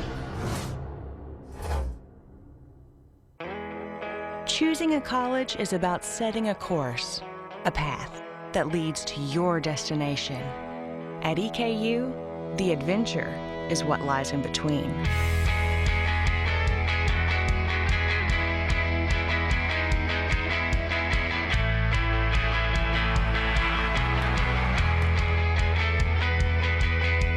Eastern Kentucky University. Great journeys begin. To who gets trickery and chicanery. Yeah, or whoever has the ball last wins. Owensboro puts up 35 points on Highlands With 2 minutes and 36 seconds to go in the first half, Highlands comes back 3 plays, touchdown with 21 points, and looks like it could score on every drive it gets the football now. So they both look that way. This could be a shootout. Here's the kick by Darty. It's a squibber on the front and bounced straight up in the air and is hit off a lineman, and it was recovered by Owensboro's Ronald Wyson.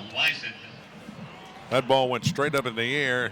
You know, you think about First and 10 at its own 42. some of these movies that you've seen. Where's my guy? Where's my guy? And Yeah. he's picking him out. The kicker is. Yeah, I don't think either one of these teams wants to kick the ball deep. That's much success they had on the short kicks, plus dangerous returners for both sides. Wide out each way, backs in the eye, Locker under center. He's got a wing to the left. Locker running the option, pitches it out. It's not going to go for much this time, if anything at all. Anthony James, the ball carrier, loses yardage. Highlands did a good job of stringing the option out there to the wide side of the field. The option was ran to the left from the right hash. That's how you stop this option, to string it out, make them go towards the sideline and make a tackle. Grayson Heck coming to the sidelines for Highlands. Second down at 12 after the 2-yard loss. 2 minutes and 15 seconds to go in the half. Will Locker use a lot of the clock? He's got 20 seconds on it. I think he will with how quickly Highlands scored on that past drive. Owensboro need to keep that offense off the field. Here's a give straight ahead to fullback Anthony James. Setback, whatever you want to call him, 5'3", 138 pounds. I am amazed at the strength. A strong one at 138 pounds. Shy of the 45, it'll bring up third down and a long 7. Locker with a wing team. Fakes it, pitches it outside. They're trying to turn the corner, and he's going to be stopped just shy of a first down, I believe. Michael Johnson that time. He got it. They're going to give it to him? Yeah. Oh, my. He got a great spot. When Owensboro was successful on the option, after the pitch, the receivers, that time Barrett had a great block on the edge to allow the running back to get that first down. So you have to credit Barrett for that block. And they've been doing that. They, being Owensboro, have been doing that all day. And that's why they've been successful running the option. Locker under center. Shifts the tight end from the left to the right, and they give. No, a nice pitch out this time. Hole over there to the 40 and down to the 38-yard line. Again, Michael Johnson for another first down for the Red Devils. They have one timeout left with 1:07 to go in the half. This drive has gone from running the clock out to keep Highlands offense off the field to trying to score, to put another 7 points on the board. They lead at 35-21. And again, the tight end, Philman, goes from left to right. Here's a big hole out on the outside on a quick hitter inside the 30. Coming up very quickly after going down is Anthony James. He got down to the 29. Another good block by Johnson to get him that extra yards. It's going to be second down and a yard with 51 seconds in the half.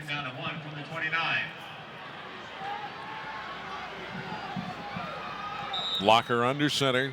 This could be a pass on 2nd and 1. They do some shifting again, unbalanced to the left. Put motion back to the right. They've got the first down. James on the carry. Anthony James. Talking about number 29. Well, he didn't get it. He got a horrible spot that time. They show a loss of a yard. No came up, made a tackle right at the line of scrimmage. Actually, a loss of 1, like you said. It looked like he took it all the way down to the 28, but that may have been part of his body down there. Owensboro using its last timeout of the half. Highlands has 2 remaining, 26 seconds to go in the half. It is third down and a yard.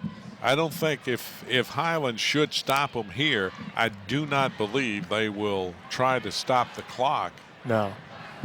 If Owensboro does not get this first down, the best case scenario for them would be run the half down and get into the locker room up 14 on Highlands. If Highlands makes a stop, they could get a timeout and have 26. It took them less than 26 seconds to score the last time they had the ball. So this half, 26 seconds is going to be an eternity for these two teams. Red Devils coming up to the line of scrimmage.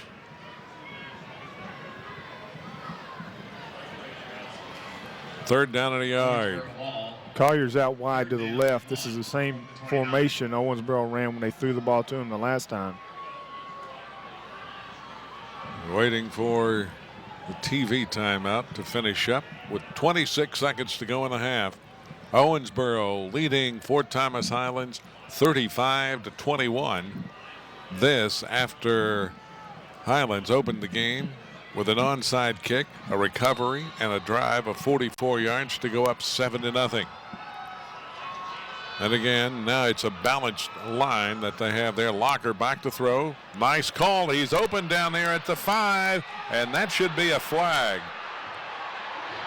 That was... Ooh. Collier was trying to catch the ball, was undercut by the Highlands defender. The referee's thinking could be that they were both trying to catch the ball, or the ball was actually uncatchable.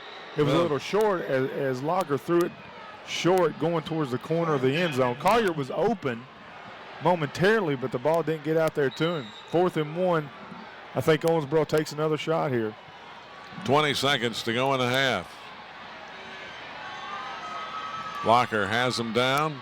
He's going to quarterback sneak, and he's got the first down. Still on his feet inside the 25. And the clock didn't start. Now the clock's on. Now they stop the clock. Trying to catch up. That's interesting. Now the referee. Yeah, the clock didn't start when the play did. Let's see how much time he's going to put back on the clock. I'd say 14. I'm going to go with 12. We set the game clock to 17 seconds. We were both short. Whoa. Good play there. Clock play. Locker.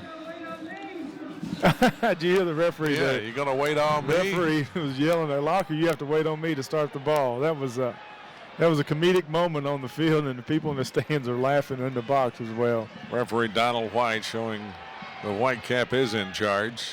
They're at the 24, 1st and 10, 17 seconds to go in the half. And Locker downs it. 3 seconds run off the clock. So they've got an opportunity here.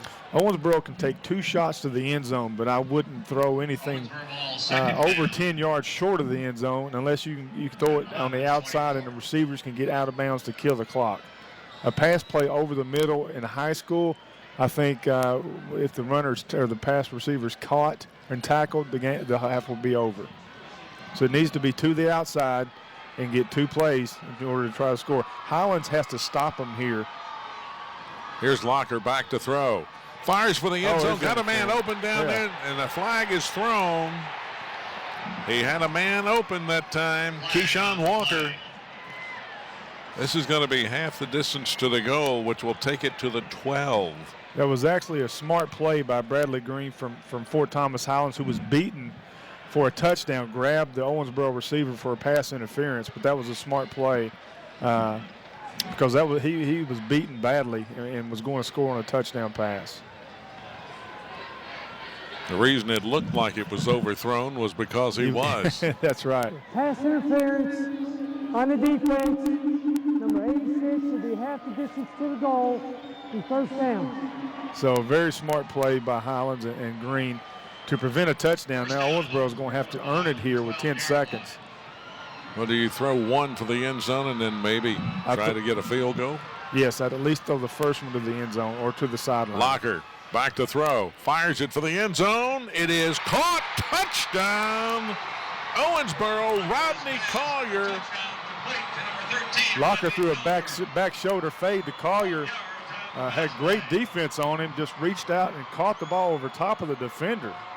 5 seconds to go in the half. Green actually had his arms on him as Collier made the catch. Not much you can do better than Green did there. It was just a great pitch and catch by Owensboro. Here's the point after. It is up and it is good. We've had a lot of scoring here in this first half of play. 5 seconds to go. We'll just keep it right here. Owensboro leading Fort Thomas Highlands 42-21. Each time, Freddie. Yeah. Each time Owensboro's gotten that 3-touchdown cushion. Yeah. Fort Thomas Highlands has come right back, quickly. Cut it to 2 very quick. 5 seconds, it will be hard to score unless it's a Hail Mary. Well, they have to score on the kickoff return, actually.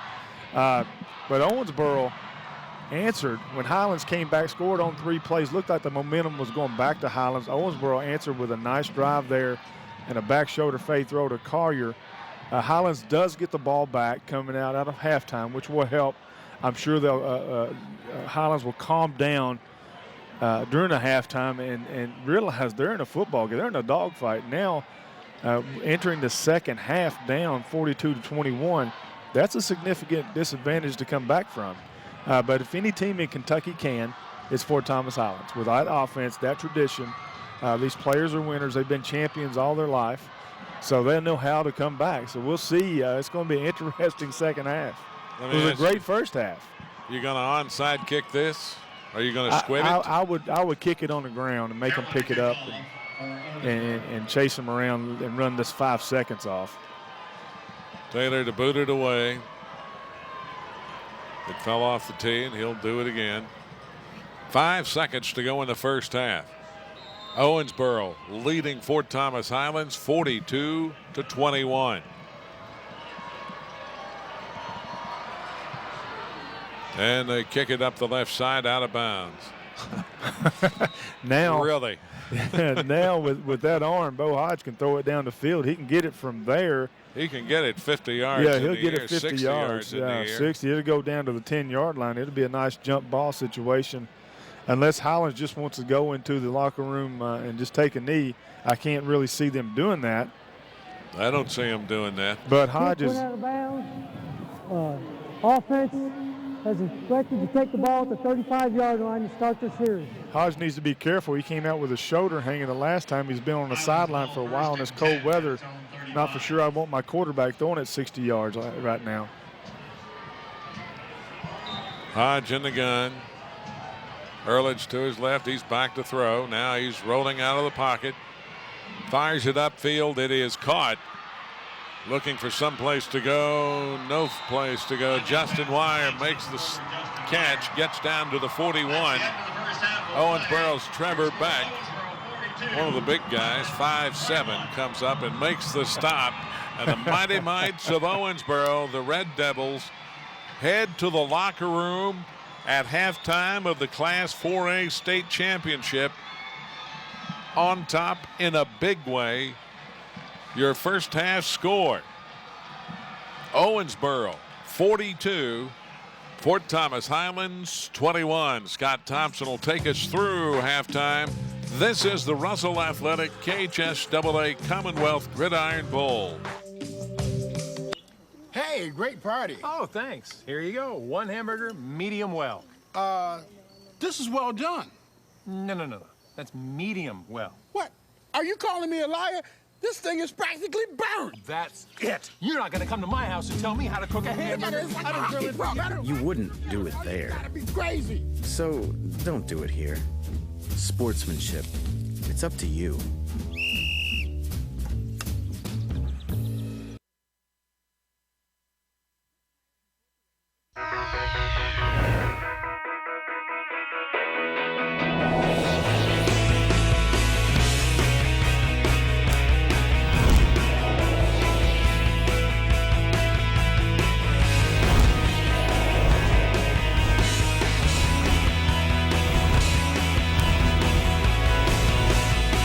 Houchins Industries, proud corporate sponsors of the Kentucky High School Athletic Association Girls Sweet 16.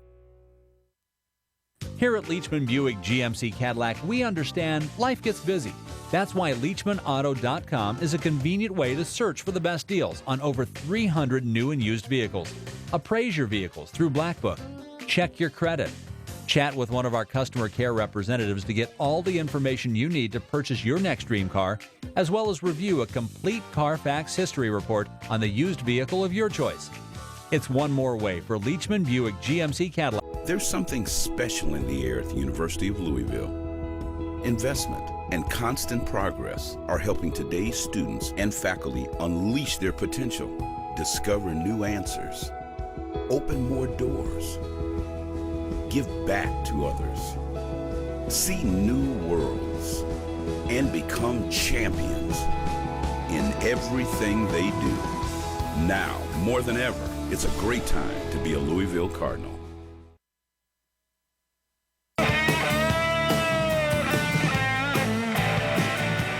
Well, do we have an exciting finish coming up here in this 4A state championship game? Right now, Owensboro in command over Fort Thomas Highlands, 42-21. Of course, earlier today we had the single A championship game with Mayfield winning in overtime over Williamsburg, 28-27.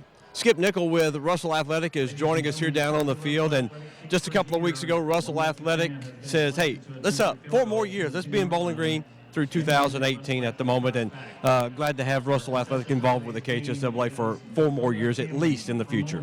Oh, absolutely. It's important to us, and it's great for the community in Bowling Green, which is our home, and it's great for Western Kentucky University, which we have a great relationship with to begin with. You know, that started here. You started with Western Kentucky University, uniforms, and expanded from there. And then with the state high school championships being here, just kind of was a natural combination to join forces, wasn't it? Sure. I mean, when you can get 2 good partners working together, it makes for one huge success. There's no question. And you tell me you just got in from Cookeville, Tennessee, that you were down for the Tennessee State Championships, and you're involved out in Tennessee as well. Oh, absolutely. Tennessee Tech's one of our contract universities also, and their high school state championships are played there on that campus as well. And we have a nice relationship with the Coaches Association and do a nice hospitality and some things there with that event as well. I know Russell Athletic is really expanding its brand name over the last, I don't know how many years, but really it seems like over the last 5 or 6 years, the Russell brand has really been more prominent. You're seeing it on national TV, the advertising, seeing more colleges, and even some pro teams starting to wear the Russell brand. Well, it's always been our goal to have more schools and things wearing our product. But we also have, I don't want to forget things like the Little League World Series, which is a great plus for us and a long relationship that we've had. But absolutely, we're still in the college business and want to continue to be. Yeah, when people are watching and they see that R, that's just the natural recognition. People are going to think, hopefully they think of Russell Athletic.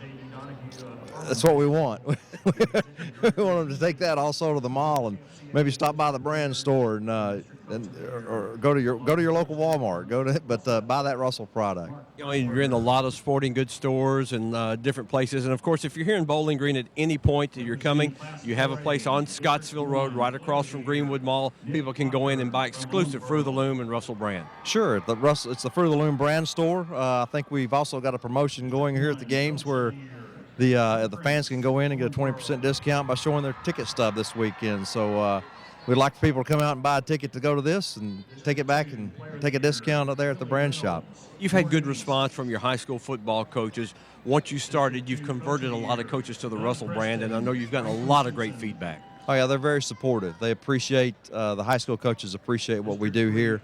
They appreciate this event, those that have come, and we've had a lot of conversion over to our brand from that. And that's part of that process of sponsorship, converting those people. And if you're going to play here, you need to wear our uniforms. Oh, absolutely. We all want that.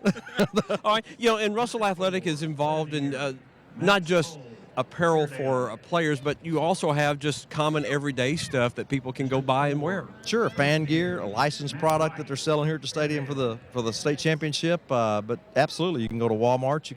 You can find our products there. You can find products at other retail places and locations such as the brand store and things, but it's for the everyday individual. We all have that little athlete inside of us. No doubt, and I will proudly say that I have a lot of Russell Athletic gear and have some on underneath me here, but you know, it's a very comfortable brand. The dry fit brand that you have is just so breathable that on a hot day you don't get hot and sweaty, but on a cold day you don't really get cold. It's working. it works, especially for both of us today, right? Exactly. I'm staying warm wearing a Russell coat.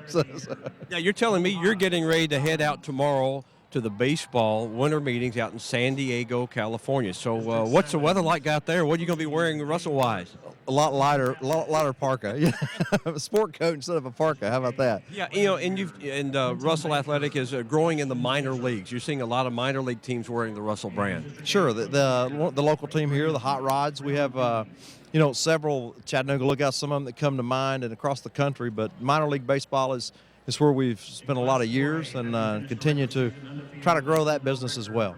And the product is constantly evolution, because you will discontinue something, but you're bringing out something better in its place in most cases. Well, you have to stay on top of the technology, and if the technology takes us to somewhere where it's a new product, then absolutely. We're constantly changing the product, trying to develop something that will help the athlete in a better way and help him perform.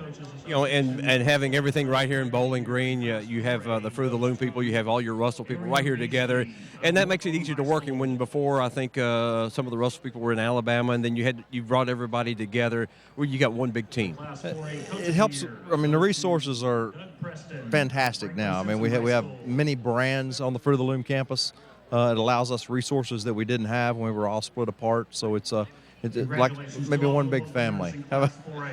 What's on the horizon for Russell Athletic? Is there something new that you can tell us about, something you're really improving on that the people are just going to really jump on here very soon? We've launched a new product last year at some Division I colleges and had a few pro athletes wearing it, but it's a sub-brand of Russell Athletic, which is Carbon Tech. It's a shoulder pad that we developed and had to help develop with University of Auburn and some other labs and things across the country, but we had approximately 300 or 400 college athletes wearing it this past season, and it'll be on more this season. So absolutely, always trying to develop something and innovate something that's out there.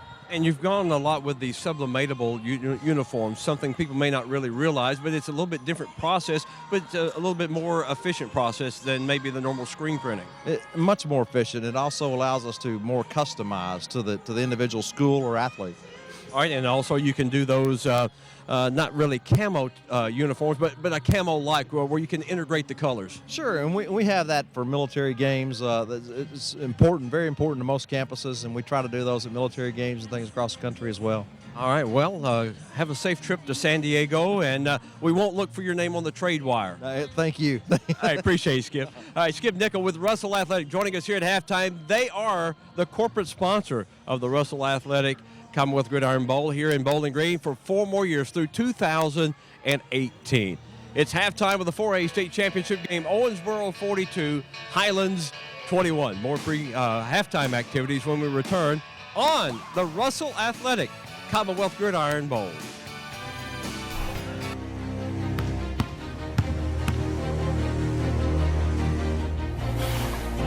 Define the fabric of a team. It's not selfish. It's not boastful. It's about many, sewn together to reach one common goal. But in order to win, you must learn to work together.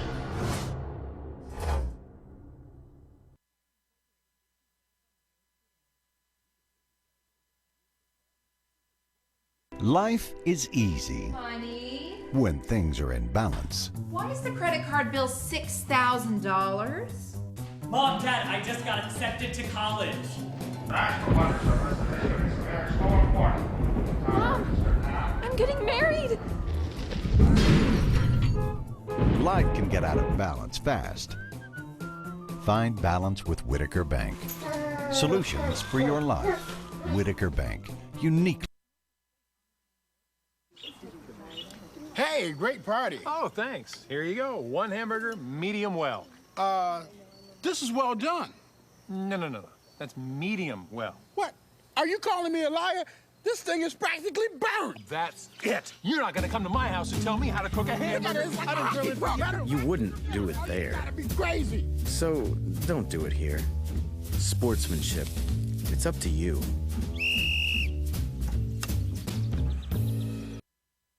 There's something special in the air at the University of Louisville.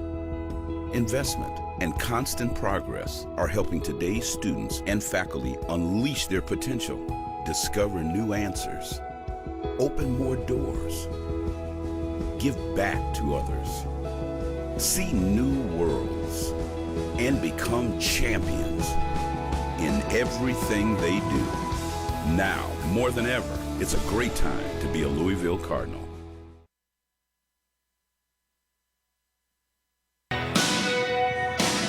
(42-21), a high-scoring first half here in Bowling Green as Owensboro leading Highlands. Let's take a look at the first half scoring. Highlands got on the board at the 10:06 mark. Bo Hodge, a 1-yard run. Jared Doherty's kick made it 7-0. The 8:48 mark, Owensboro comes back. Nick Locker, a 47-yard run. Devin Taylor's kick ties it at 7. Then at the 5:33 mark, Anthony James, an 8-yard run. 14-7 Owensboro. Then at the 11:54 mark, second quarter, Owensboro again. Rodney Collier's 37-yard pass from Nick Locker. Devin Taylor's kick made it 21-7. Owensboro not done. 9:45 mark, Anthony James 14-yard run. Taylor's kick made it 28-7. Highlands, though, says, hey, we're going to come back. 6:16 mark. Bo Hodge, a 1-yard run. Doherty's kick made it 28-14. Owensboro right back 3 minutes later. Jaleel Barrett's 24-yard pass from Nick Locker. Taylor's kick, 35-14. Highlands right back less than a minute later. Mitchell Kane's 21-yard pass from Bo Hodge. Doherty's kick made it 35-21. And then 5 seconds to go in the half. Rodney Collier's 12-yard pass from Nick Locker, 42-21, as Taylor's kick was good. And that's where we are here at halftime. Take a look at the first half stats, and we will do that when we come back. It's Owensboro 42, Highlands 21. This is the Russell Athletic Commonwealth Gridiron Bowl. Football fans, Prairie Farms Dairy is a... Choosing a college is about setting a course, a path that leads to your destination. At EKU, the adventure is what lies in between.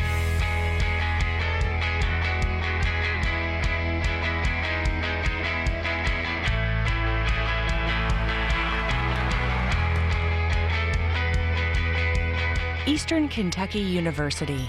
Great journeys begin here. I know you young people said to yourselves, I am going to live a purposeful life. And I say to you, during your 4 years of college is a time to enlarge your souls. And the way to enlarge your lives is to so broadcast your life into the lives of others that it will return to you 100-fold.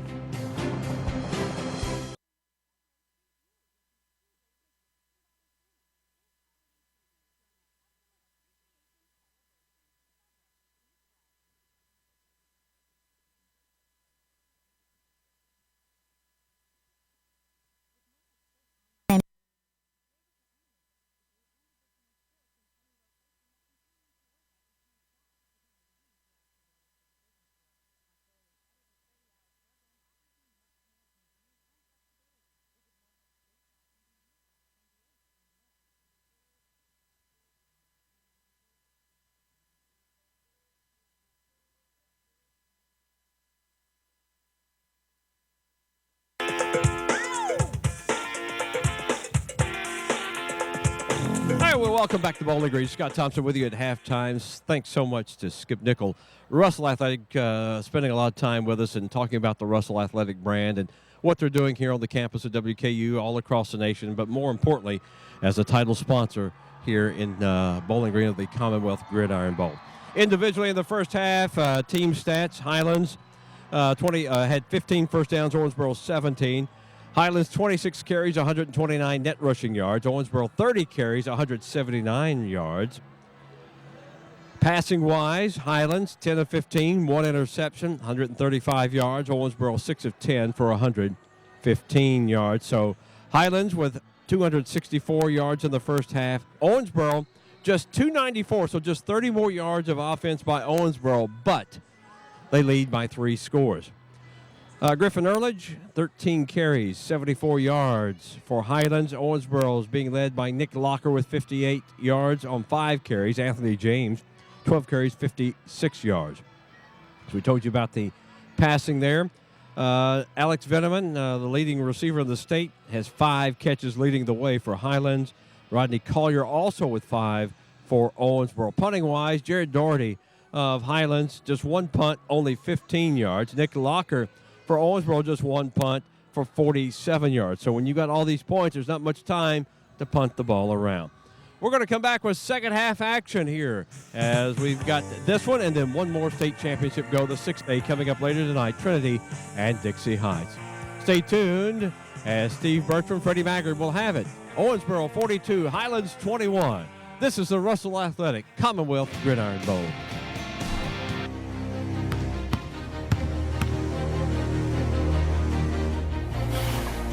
Define the fabric of a team. It's not selfish. It's not boastful. It's about many, sewn together to reach one common goal. But in order to win, you must learn to work together.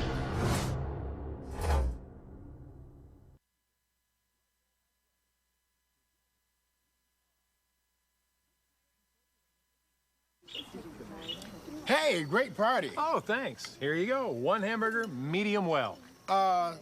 This is well done. No. That's medium well. What? Are you calling me a liar? This thing is practically burned. That's it. You're not gonna come to my house and tell me how to cook a hamburger. You wouldn't do it there. That'd be crazy. So don't do it here. Sportsmanship. It's up to you.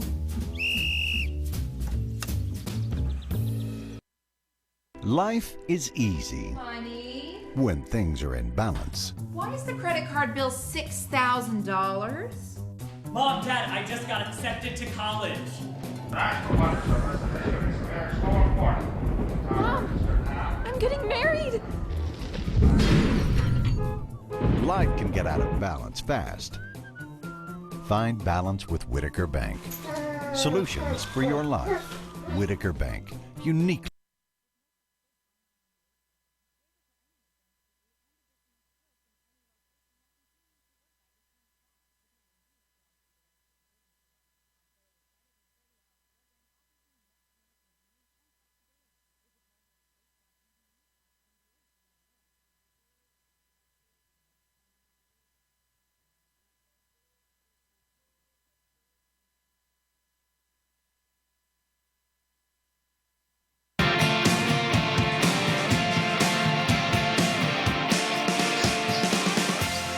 Highlands and Owensboro are back out on the field, loosening up, getting ready to go for this second half where the temperatures have lowered very quickly. It's going to be cool for the 6A championship coming up a little later on tonight as Dixie Heights takes on Louisville Trinity. Steve Bertram and Freddie Maggard here, and how important was that last score by Owensboro? It was very important.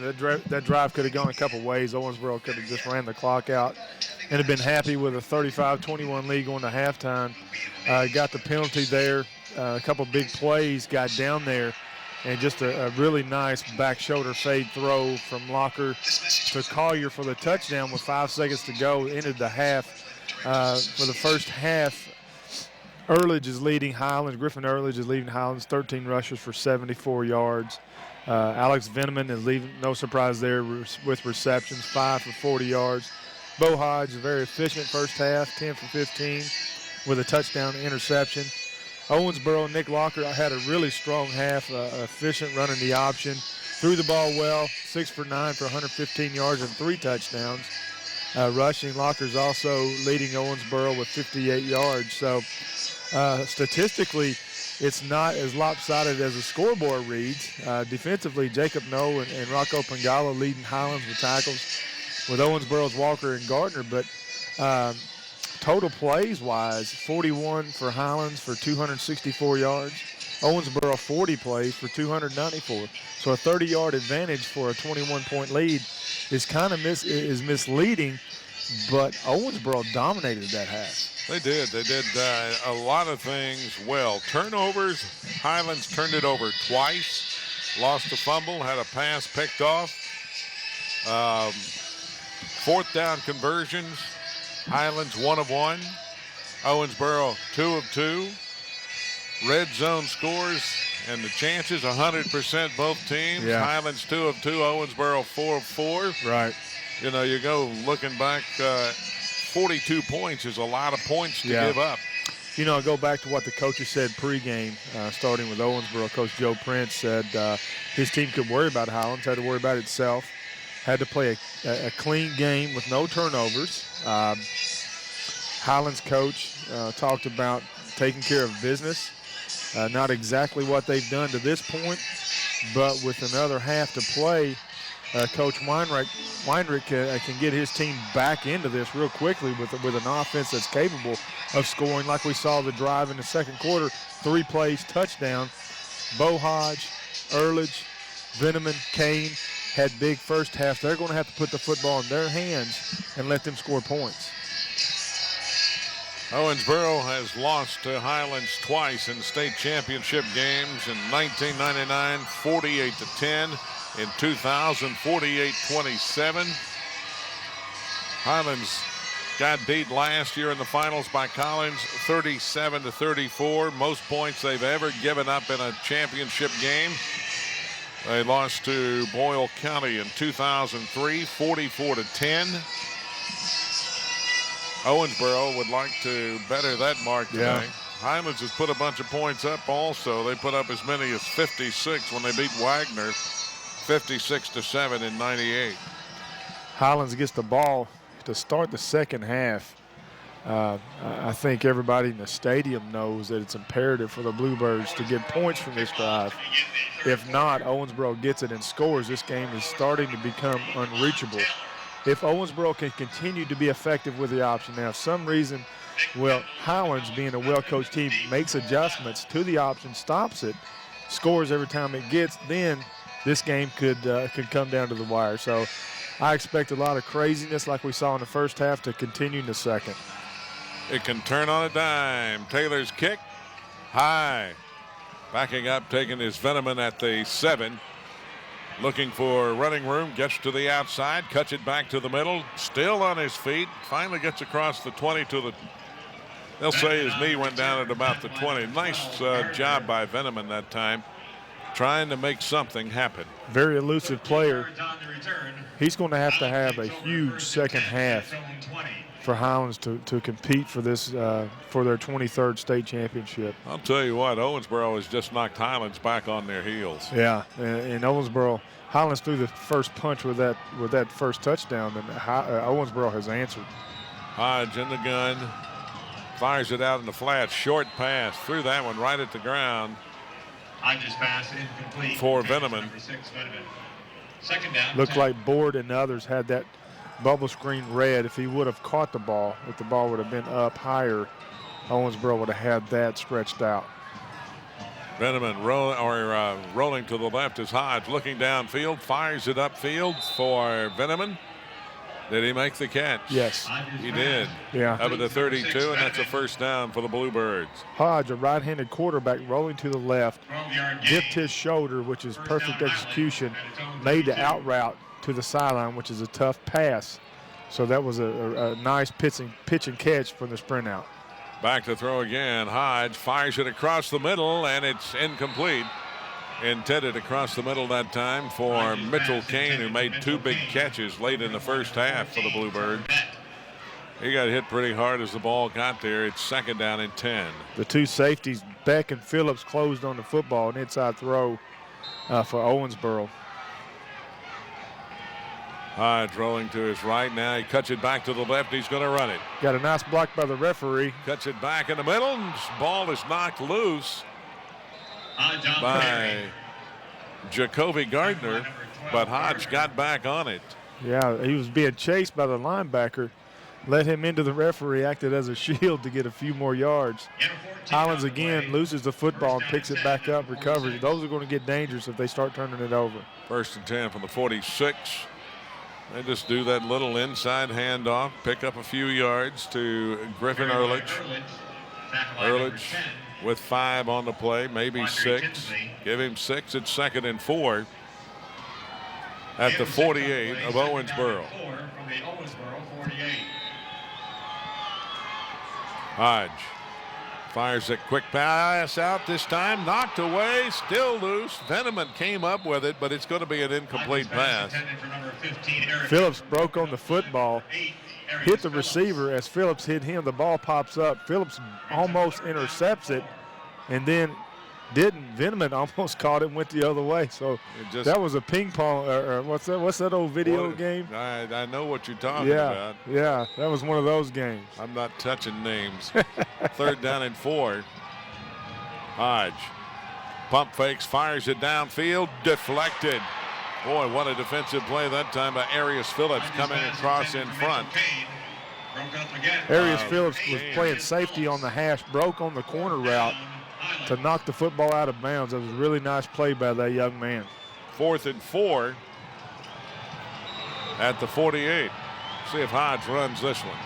He takes it, he's rolling out. Hodge, Bo Hodge looking upfield, fires it out there and finds a receiver open down at the 38-yard line.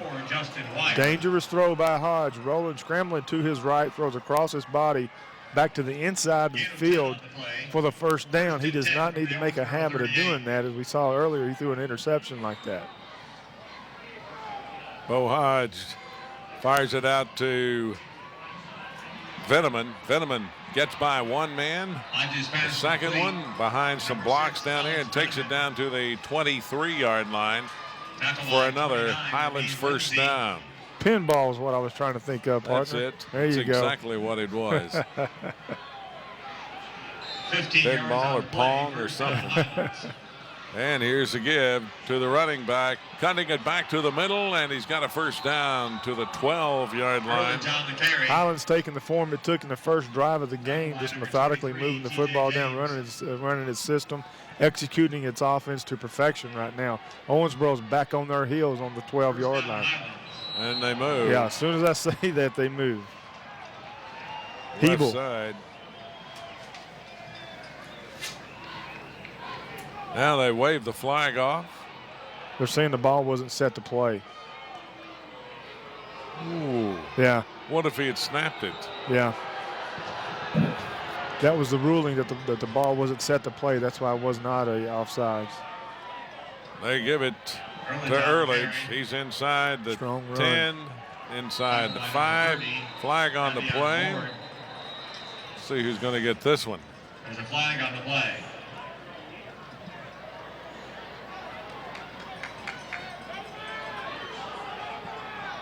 Looks like it's on Highlands for something.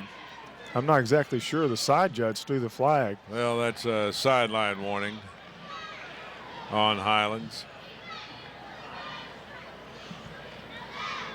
The referee in there has been a busy man tonight. Been a busy and vocal man tonight.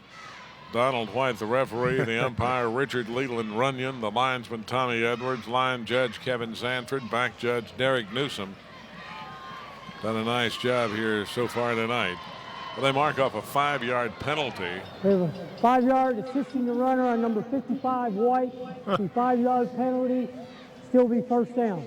Well, you don't see that call. Yeah, that's the first one we've seen here in Bowling Green, assisting the runner on the left guard. Happens a lot, but it doesn't get called much. Here's a give to Earledge. He's inside the 5 down to about the 4. Earledge gets that forward lane and falls that way, falls forward. It's hard to stop him for negative or short yards. They give it to him again, and he goes into the end zone, standing up for the touchdown. A 4-yard run. And it's 42-27. And here comes Highlands, just like we talked about, with an efficient drive. Operating the offense, throwing the ball, running the ball, up-tempo, spread the field. Owensboro's going to have defense will need to find an answer for that. And we'll see how effective this option is after Highlands made adjustments at halftime. Well, the point after is good by Darty. We've got 9:42 to go in the third quarter. Timeout on the field. It is Owensboro 42, Fort Thomas Highlands 28. This is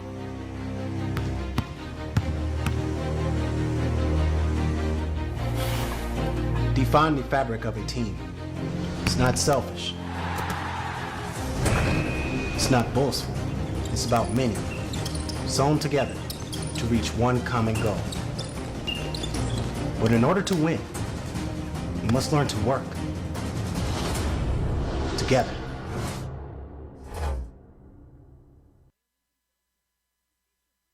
Here at Leachman Buick GMC Cadillac, we understand life gets busy. That's why LeachmanAuto.com is a convenient way to search for the best deals on over 300 new and used vehicles. Appraise your vehicles through Black Book. Check your credit. Chat with one of our customer care representatives to get all the information you need to purchase your next dream car, as well as review a complete Carfax history report on the used vehicle of your choice.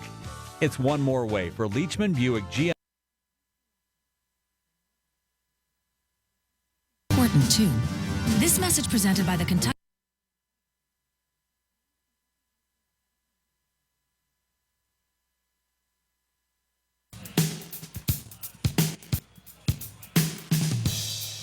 Nine minutes and 42 seconds to go in the third quarter. We have our 10th touchdown of the evening in the books. Just like that, Highlands goes to 349 yards of total offense. Darty's kick is high and deep. Taken at the 8-yard line up to the 10, 20. Flag on the play. This one's coming back. Collier on the return. Flag thrown at the 22, and looks like it's going to be that's a block not in the taking back. care of business, and Joe Prince is not going to be happy with that penalty. That's exactly what he didn't need to happen on the opening kickoff here for his offense in the second half. Looks like that's going to be a block in the back on field. During the return, there's a block in the back on number 22 red. He marked 10 yards and inspired foul. Be first and 10. It was Landon Board, not filming. I'm sorry about that, but it was a block in the back. From the 11-yard line, this is the worst starting position I believe they've had all night long. Yeah, field position has favored Owensboro to this point. This is the worst position they've had starting a drive. But they've executed greatly all night long. They give to the back, across the 10, to the line of scrimmage. It'll be 2nd and 10. Touchdowns, time in between touchdowns tonight. A minute 52, minute 18, 3:15, 5:39. There was a punt involved there. 2:09, 3:29, 3:06, 34 seconds, 2:31, and 2:23. Inside handoff once again. That time, nothing there for Owensboro. Pingalo and DJ Mills again, the two leading tacklers for Fort Thomas Highlands, not having much to do with that fullback dive. 3rd down and 10. What do you see that Highlands is doing differently than they did the first half? They're not doing anything really schematically different that I can see yet. However, they're being more aggressive at the point of attack where Owensboro's trying to give the ball to the fullback. Balance set. Under center is Locker. Fires it out in the flat. Got his man. First down. And double coverage up there was Rodney Collier. He still makes the catch. He does. And it looked like another back shoulder fade throw from Locker to Collier. We'll see the replay here. But it was a play action pass, faked a sweep, and threw the ball to his back shoulder, double covered. Just a nice pitch and catch. Collier's is getting open and making catches when he is open. And Locker is very impressive tonight. 1st and 10 from the 24. Keeps it himself this time and is dropped to the ground. Another tackle by DJ Mills. Played the option well. Locker faked it to the fullback, came down the line. DJ Mills held his position, had responsibility of taking the quarterback, made the tackle. The pitch man was also taken by Highlands by No. So the defenders that are responsible for taking the pitch man are being more disciplined and more effective this half. I can't see that difference. Mills, a defensive end. 2nd down and 12. Locker back to throw again. Fires it out in the flat. 1 on 4 or 5 out there, and he picks up about 3 or 4 yards. Collier with the reception. I'll tell you what, By number 18, Brad Murray. they depend a whole lot, Owensboro does, on what these fleet backs and wide receivers can do on their own. That puts Collier at 7 catches for 108 yards and 2 touchdowns. He and Veneman are matching catch for catch here. Balanced line once again. Now they go unbalanced to the left. Locker says something. Takes the snap now. Gives to the fullback in there. Breaks one tackle, but they got help, or he was going to get the first down. He got up to the 30. Tackle by number 22, Daniel When he Kramer. was dragged down from behind by Daniel Kramer, the nose tackle. And it's 4th down and 4. Mills, Kramer, and Robinson are playing strong up the middle. Highlands is bringing No and Murray up closer. The outside linebackers are taking the pitch man closer to the line of scrimmage. That was an effective adjustment to Owensboro's option. Second punt of the night for Owensboro. It's the old rugby kick and fielded by Fort Thomas Highlands right at the 37-yard line. Austin Beal figured that one out pretty well. First and 10 for the Bluebirds from their own 37-yard line, and their fans starting to get a little noise going. We got a timeout called by the officials. 6:11 to go in the third quarter. We have both teams getting a rest with this official timeout.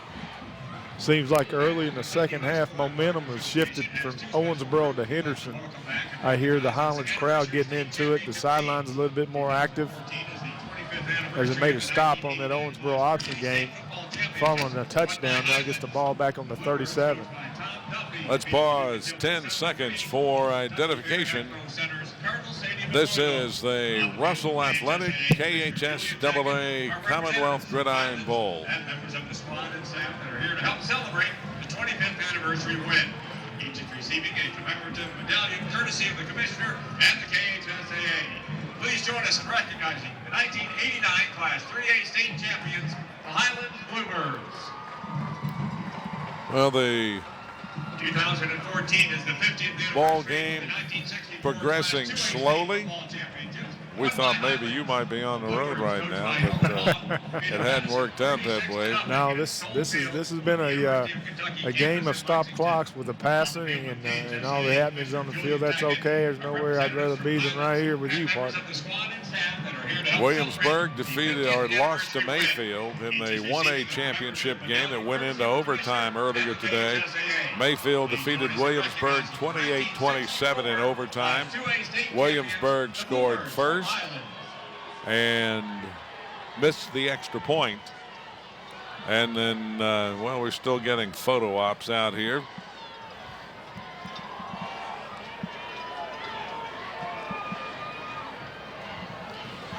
Getting ready to get everybody off the field so we can play football.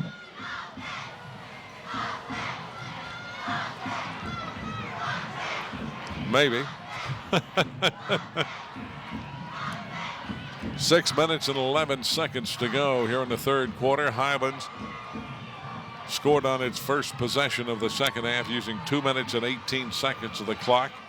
They give up one first down to Owensboro, force a punt, and have the ball back now at their own 37, trying to cut a 3-touchdown lead to 1. Highland football, first and 10 at its own 37.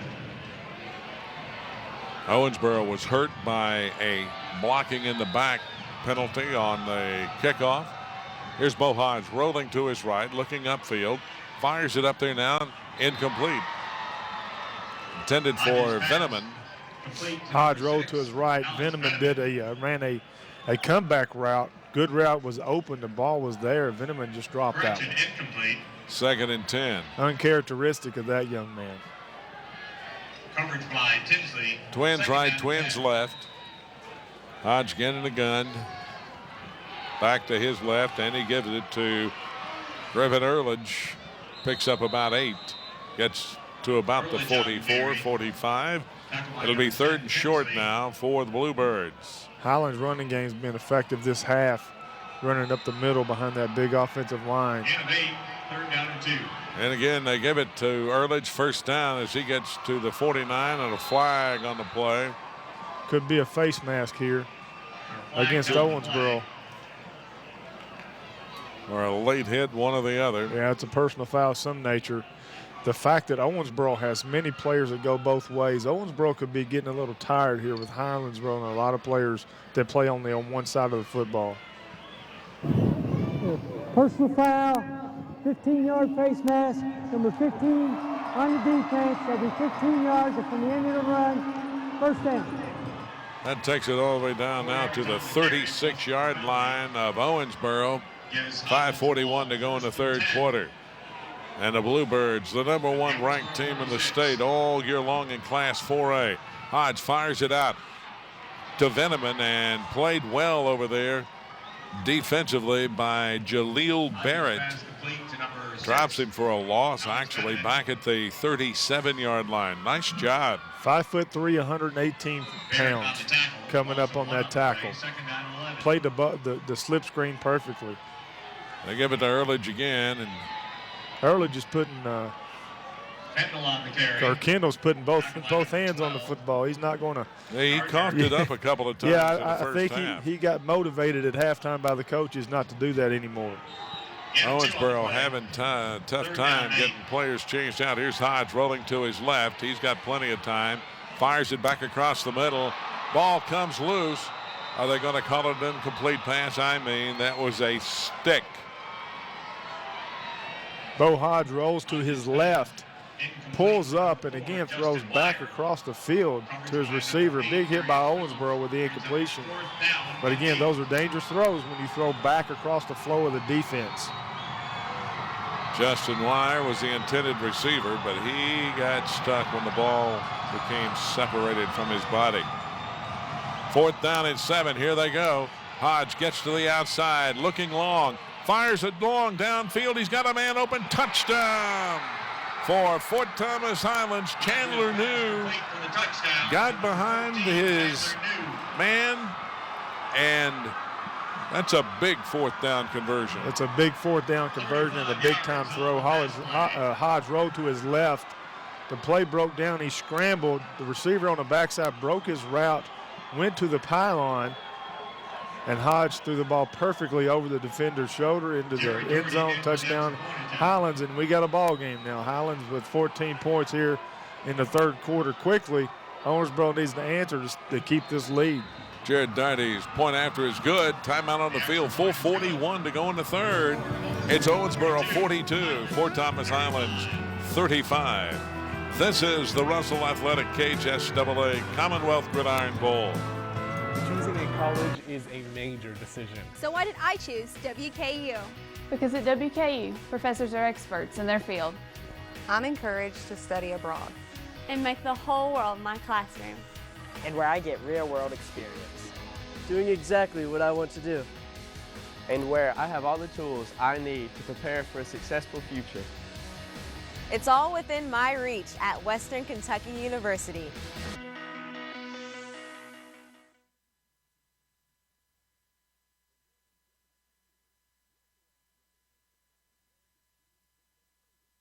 Life is easy Honey, when things are in balance. why is the credit card bill $6,000? Mom, Dad, I just got accepted to college. Mom, I'm getting married. Life can get out of balance fast.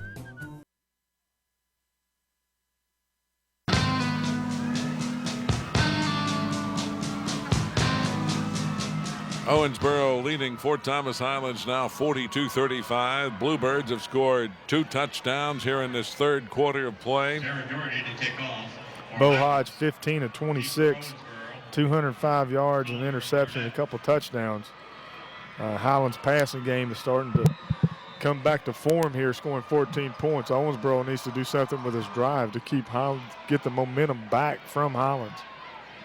Darty takes the kick. Darty's kick makes the end zone where Jaleel Barrett touchback will give the ball to Owensboro. First and Makes 10 the catch. at its own 20. Maybe a half a yard deep, but he was both feet in the end zone. First and 10 for Owensboro from its own 20-yard line. Better starting position they had the last time, which was their own 11. But they've got to move the football. Locker with a balanced line. Wide man to the right. Now they shift and go unbalanced to the right. Put a man in motion. That's Barrett. Highlands.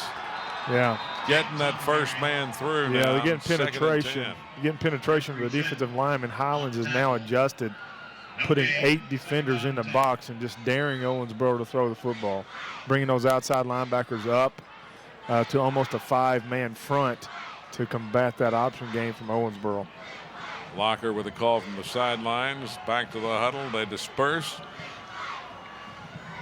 Go unbalanced to the left this time. Put a man in motion. Flag on the play. False start. Flags on the play. Joe Prince may consider a timeout here to gather his players, regroup. False start, number 13 on the offense, the 5-yard penalty, the second penalty, second down.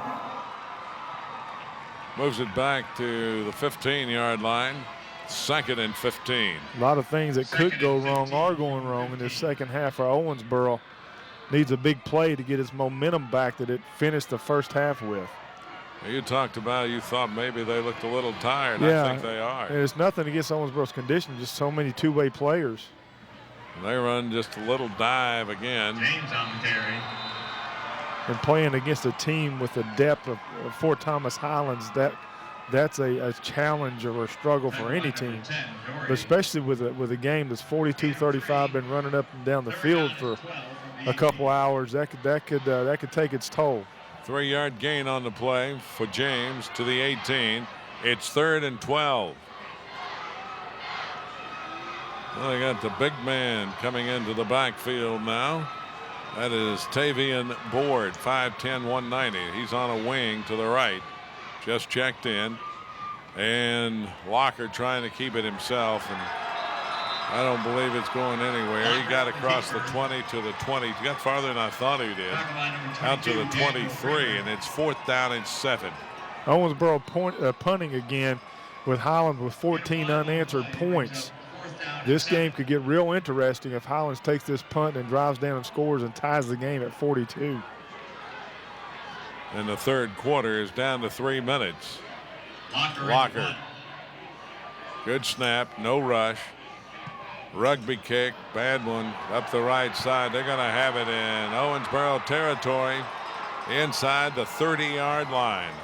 So they walk it up and will mark it out of bounds at the 29. All Highlands this half. Special teams with a kick like that. Some procedure penalties of blocking the back. Everything has been for Thomas Highlands. This is an important drive, and now they're starting on the 29-yard line of Owensboro. As efficiently as Bo Hodge has been operating this offense, this could be a quick score and tie this thing up in the third quarter. In a hurry, they come out with the offense. Hurlage next to Hodge in the backfield. He's in the gun. Trips right. They give it to Earledge. Earledge with some running room, still going hard. Fights inside the 25 to the 23. It'll be 2nd and 4. All Fort Thomas Highlands here in this third quarter. Trying to, and here's Hodge with the keeper. Lost the fumble. Flag on the play. Hodge on the fumble. No flag. He was just trying to change the possession. He picked the marker. What happened there was it was a run blitz by Owensboro linebacker Board. He blitzed timely, met the running back Earledge at the point of handoff, caused the fumble. And Owensboro ball, that was a huge momentum-changing play for Owensboro to try to retain this lead or add to it with a drive with 2 minutes and 23 seconds to go in the third quarter. That's the only thing that's gone their way this period. 42-35. Red Devils up by a touchdown. Locker. Again, they hit that little hole, and out across the 30 goes James. Tripped up by number 18. With Highlands playing the outside linebackers close to the line of scrimmage on the outside of the defense, Owensboro has to establish the fullback to get them playing back to support the middle run.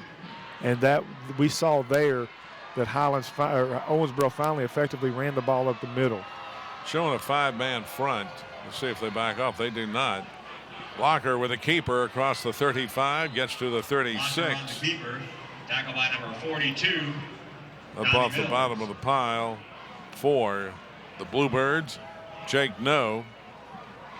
You get to the state championship game, you've got quality coaches, and with both teams, Highlands and Owensboro, that's what they have. With Coach Weinrich made this adjustment with his defense, has forced the issue for Owensboro to have to run the ball up the middle instead of making those pitches on the outside. 2nd and 6. They give it to James, right side, first down as he carries it to the 43, almost the 44-yard line. Number 18, Brady Murray. With this drive, Owensboro is running clock, which is its friend now, being ahead by 7. What that does is keeps Bo Hodge and Veneman and Earledge and those guys off the field on the sideline and keeps the ball. Assad Greer came up slowly that time. Second time he's been down this game, but he stayed in there. Locker under center, 1st and 10 Owensboro from its own 44. Put a man in motion, run it the other way, and nothing doing this time for James. Run a misdirection or a counter play. Highlands was not fooled at all. DJ Mills comes up, makes another tackle in the backfield. He's having a big game for Highlands, making a lot of penetration, a lot of plays behind the line of scrimmage. That's his 8th tackle for the game. Michael Johnson was on the carry that time and not James. Lost a yard, 2nd and 11. Locker has his team unbalanced to the right. They go in motion that way, and here's James, breaks off of one man and gets it down to the 47-yard line. Anthony James, 5'3", 138, and a junior. James gets the handoff, going straight ahead, makes a skip move to the right. Pangalo got him down, but after he gained 7 yards, but that straight ahead run keeps those defensive ends or outside linebackers, keeps them honest out there. And they're not going to run another play. They'll let the clock run out as it gets down inside the final 5 seconds of the 3rd quarter of play in this Class 4A championship. Your score after 3 quarters, Owensboro 42, Fort Thomas Highlands 35. This is the Russell Athletic KHSAA Commonwealth Gridiron Bowl.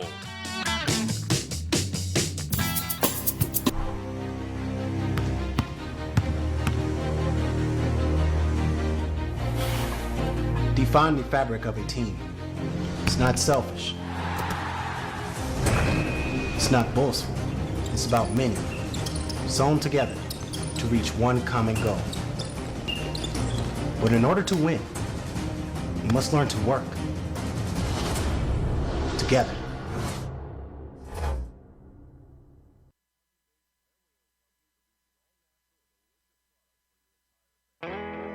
Choosing a college is about setting a course, a path that leads to your destination.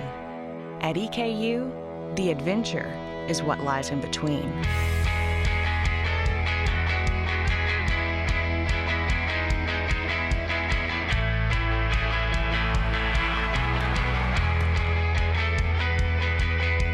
Eastern Kentucky University. Great journeys begin here. Only time they have moved the ball here in the second half. Only time they've had it. Second possession. Third possession. A turnover by Highlands. 3rd down and 1. Gave them the ball where they've picked up 2 first downs since then. 3rd and a yard. Locker under center. Puts a man in motion, gives it first down. Running over the right side that time was Michael Johnson. Tripped up by number 29, Jacob No. At the 44, it's a first down for Owensboro. That is their 21st first down of the night. Simple up the middle dive by the fullback, been successful for Owensboro. went back to it for the first down now on the Highlands 44. Going in with 11:44 to go. They want to eat that clock. Put a man in motion. They give a straight ahead dive this time to Johnson. Johnson was met in the hole and carried the pile a good 4 yards. You got to wonder what type of weight program Joe Prince has there. Whatever it is, it's working, and determination. So it's not just the weight program; it's the effort and it's the heart program that I'm not proud. I mean, I'm proud of, but I'm interested to see what he's doing. Gain of 4 on the play when it looked like nothing. 2nd and 6. Locker gives this time. Not much there for, it looks like Ramin Lindsay. 5'6", 180-pound senior. Got a yard to the 39. It'll be 3rd down and 5. Another tackle by Rocco Pangalo playing tough up the middle. He's stuffing a lot of these inside runs that Owensboro's trying here. He and DJ Mills are having a huge second half for the Highlands defense. Showing off set eye this time. And they pitch it out, trying to run wide. Stripped up in the backfield. Coming in to make the big play that time was your guy. That's right. Pangalo once again. Penetrated the line of scrimmage, read the sweep perfectly. Got through, hit the running back in the backfield. Highlands came with a weak side blitz there from the defensive end position. Caused penetration and stuffed Owensboro. Now it's 4th and 7 on the 41, and the Red Devils are going for it. Well, after the 6-yard punt of the last time. At the 41, 4th down and 7. They've got to get to the 34 to get a first down. They tried to draw them off sides. And now timeout taken by Owensboro. 9:47 to go in the game. Owensboro 42, Fort Thomas Highlands 35. Back after these messages, this is the Russell Athletic KHSAA Commonwealth Gridiron Bowl. There's something special in the air at the University of Louisville. Investment and constant progress are helping today's students and faculty unleash their potential, discover new answers, open more doors, give back to others, see new worlds, and become champions in everything they do. Now, more than ever, it's a great time to be a Louisville Cardinal.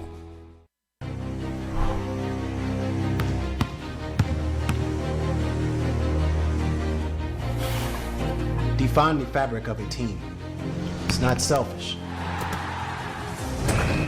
It's not boastful. It's about many, sewn together to reach one common goal. But in order to win, you must learn to work together.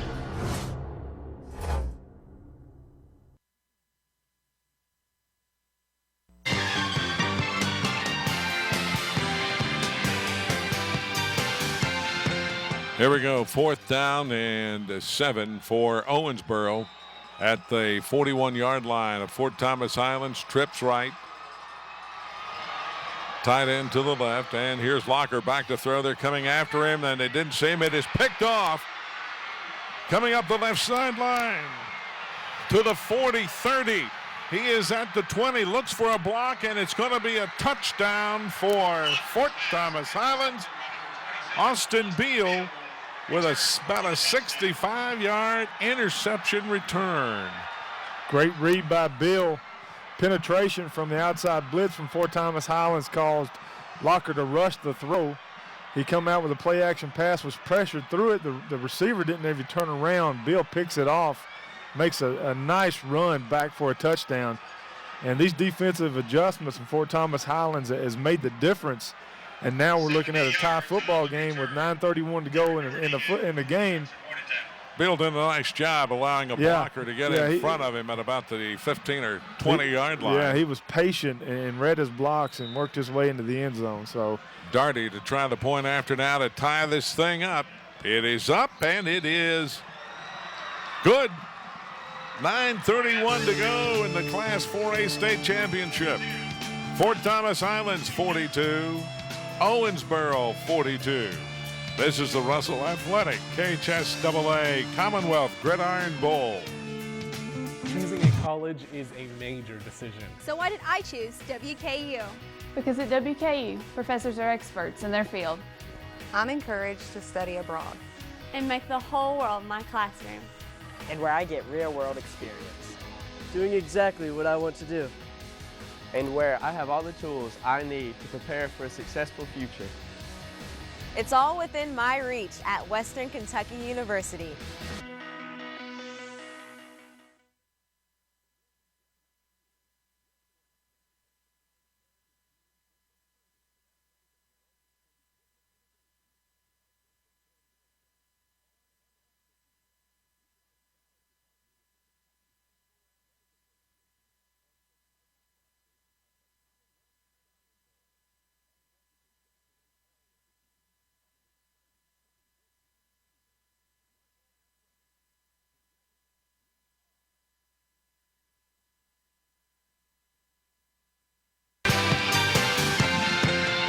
Minutes and 31 seconds to go before someone is crowned the state champion in Class 4A. Fort Thomas Highlands has been down by 21 on 3 different occasions. They are now tied at 42 all. First half, we somewhat questioned the heart of a champion in Fort Thomas Highlands, and they've answered well with some adjustments defensively. Owensboro has not been able to put points on the board, and here we are now tied up with 9:31 to go. High, deep kick's going to make the end zone. They'll bring it out to the 20. 1st and 10 for Owensboro from its own 20-yard line. Out to the 20, where Owensboro will take over 1st and 10. I think they're reading the quarterback now. Yeah. Or spying the quarterback, if you will. Yeah, those outside linebackers have pretty much shut down the option by playing closer to the line of scrimmage with inside penetration from Mills, Kramer, and Robinson. And those outside linebackers, Murray and No, have stepped up. Great adjustments by Highlands here in the second half. Collier split out to the right. Here's Locker on a keeper this time. Well, we say that, and here he comes up with a 6-yard gain out to the 26. Highlands is also bringing pressure with inside run blitzes from the middle linebackers, which causes immediate contact with that fullback quarterback mesh and cause problems for Owensboro. 2nd and 4. Owensboro at its own 26-yard line. Clock is down now to 9:03 to go in the game. They show an eye this time with a wing right. They give it to the fullback. He gets nothing. Lindsay on the carry. Tackled by number 17. Ramin Lindsay, 5'6" senior, gets nothing. Actually lost about a half a yard. It's close enough. We'll call it 3rd and a short 5 from just across the 25. It was their guy Rocco again. He's playing strong up the middle.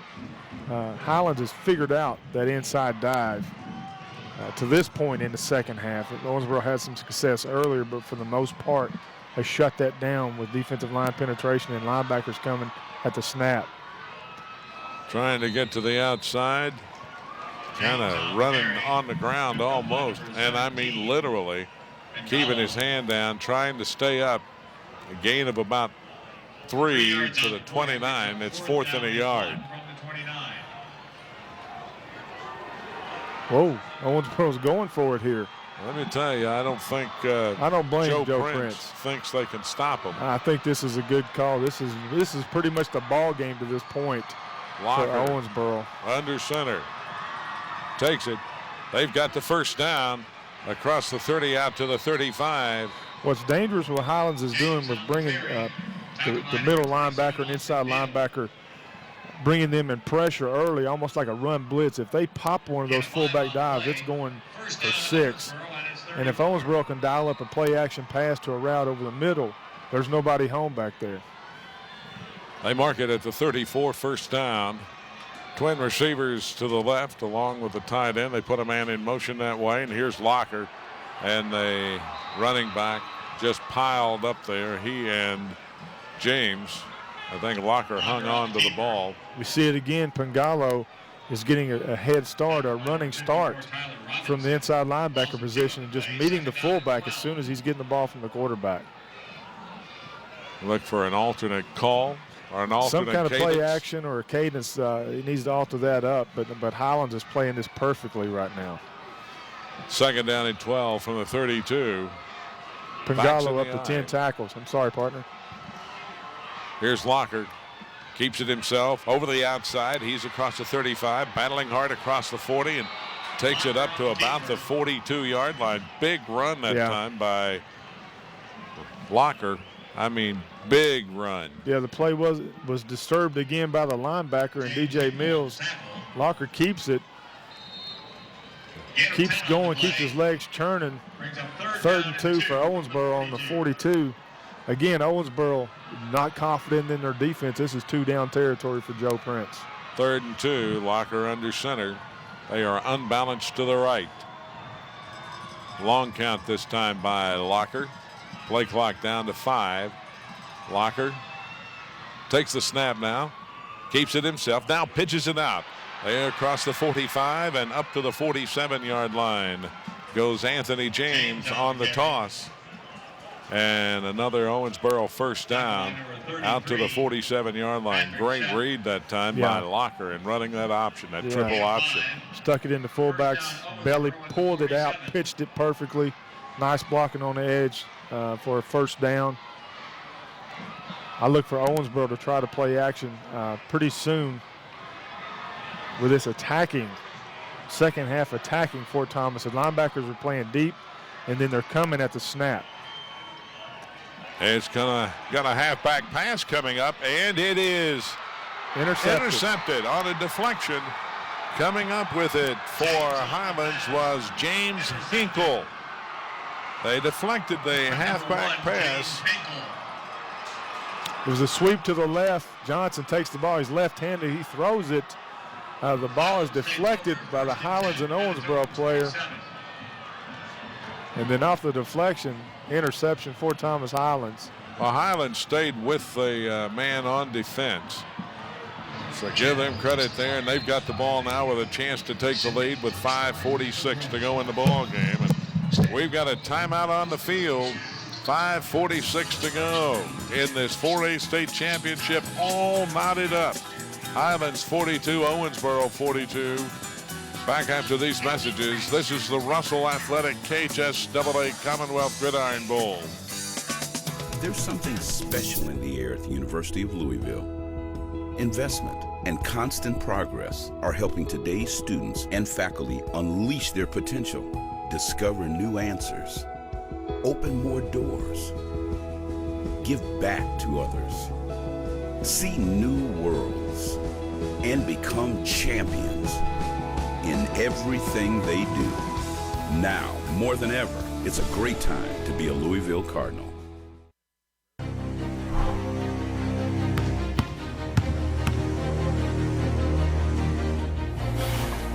Define the fabric of a team. It's not selfish. It's not boastful.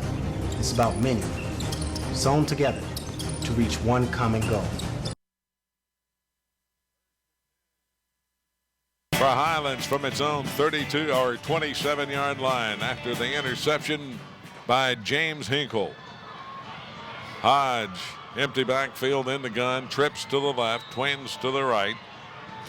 Takes a snap, short drop, he's going to run it himself. He's taking it to the outside, shakes off one tackler, shakes off two, and is finally knocked out of bounds up at the 43-yard line. We've seen Bo Hodge throw the ball, run the ball. This time we see him running and breaking tackles and running with some power. As a quarterback draw, breaks tackles, reads it, lets his blockers set up. Young man's playing like a determined Division I quarterback trying to take home a state championship from a school that's produced several Division I quarterbacks. Hodge comes straight up the middle again, running the football. Hodge in the secondary and is brought down inside the 45 at the 42. Another first down for Highlands with 5:28 to go. When you want to win a championship, you put the football in your best player's hands. What Highlands is doing here with Bo Hodge with another quarterback draw looks very similar to what Patrick Tolles did for Kentucky against Mississippi State. 1st and 10. Perhaps not with as much success. They give it to Earledge. No, not all the time. 35, 7-yard gain, second down and 3. Owensboro has given tremendous effort tonight, but they do look a little tired from all these two-way players. What you see on defense is what you get on offense. And they've put up a good fight, but now Highlands is rolling with the momentum here in the fourth. Again, Hodge with a carry. He's got the first down to the 32. He took a pretty good shot that time. Hodge on the carry. But that's 31's where they mark it. First down with 4:53 to go. We've talked about the skill players, but we need to talk about Bunning, Hebel, Richardson, Gall, and Haas up front for Highlands to have played tremendous this second half. Open holes, protected Hodge. They have been relentless. Well, they shot the gap that time with a linebacker. Tavian Board came in and hit the running back, Earledge, in the backfield. Hodge returned, but he didn't. He didn't map up. Owensboro returned to Medicine on a run blitz from the middle linebacker and missed the tackle. 2nd and 6. They almost jumped off then. Hodge now shifts Earledge to his right and gives it to him.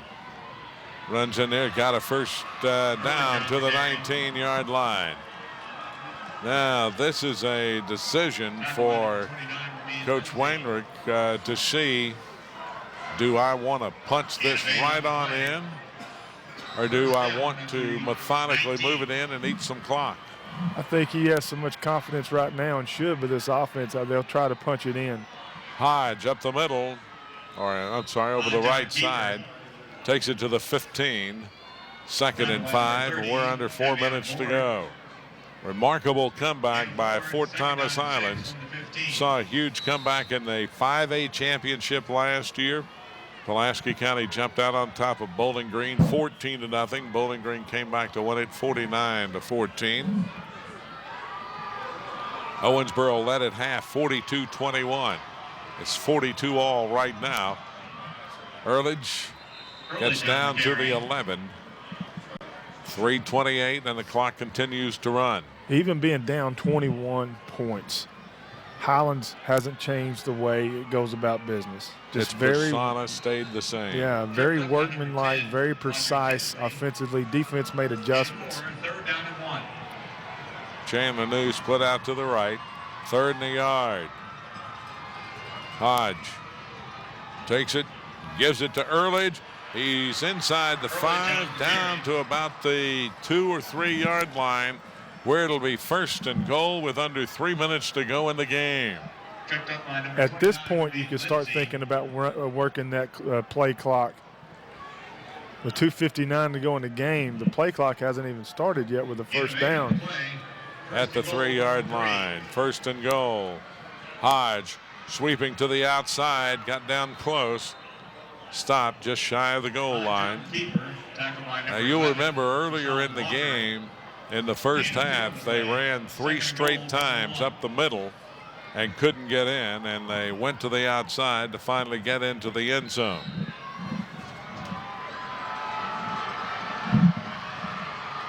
Here's Hodge again. Touchdown. Fort Thomas Highlands takes the lead with 2 minutes and 30 seconds to go in the game. 48-42. Hodge went in untouched. Methodical, precise drive by Fort Thomas Highlands. Puts their yardage up to 478 yards for the game.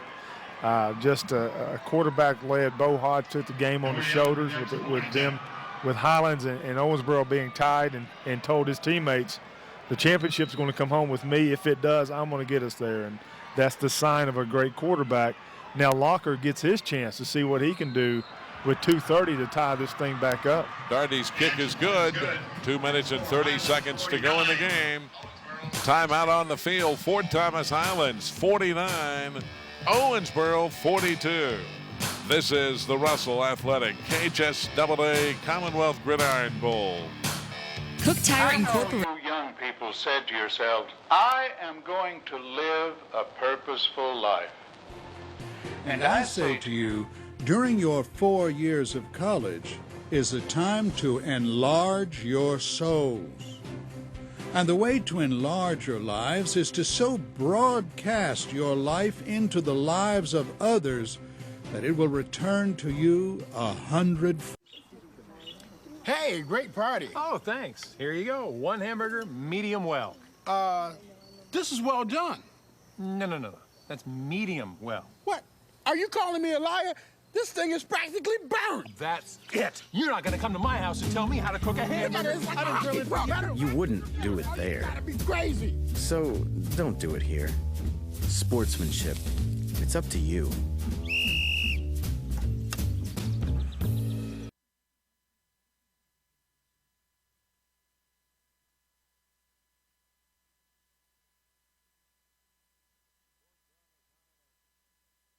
Has taken the lead for the first time since the first drive of the game when they went up 7-0. They've trailed ever since.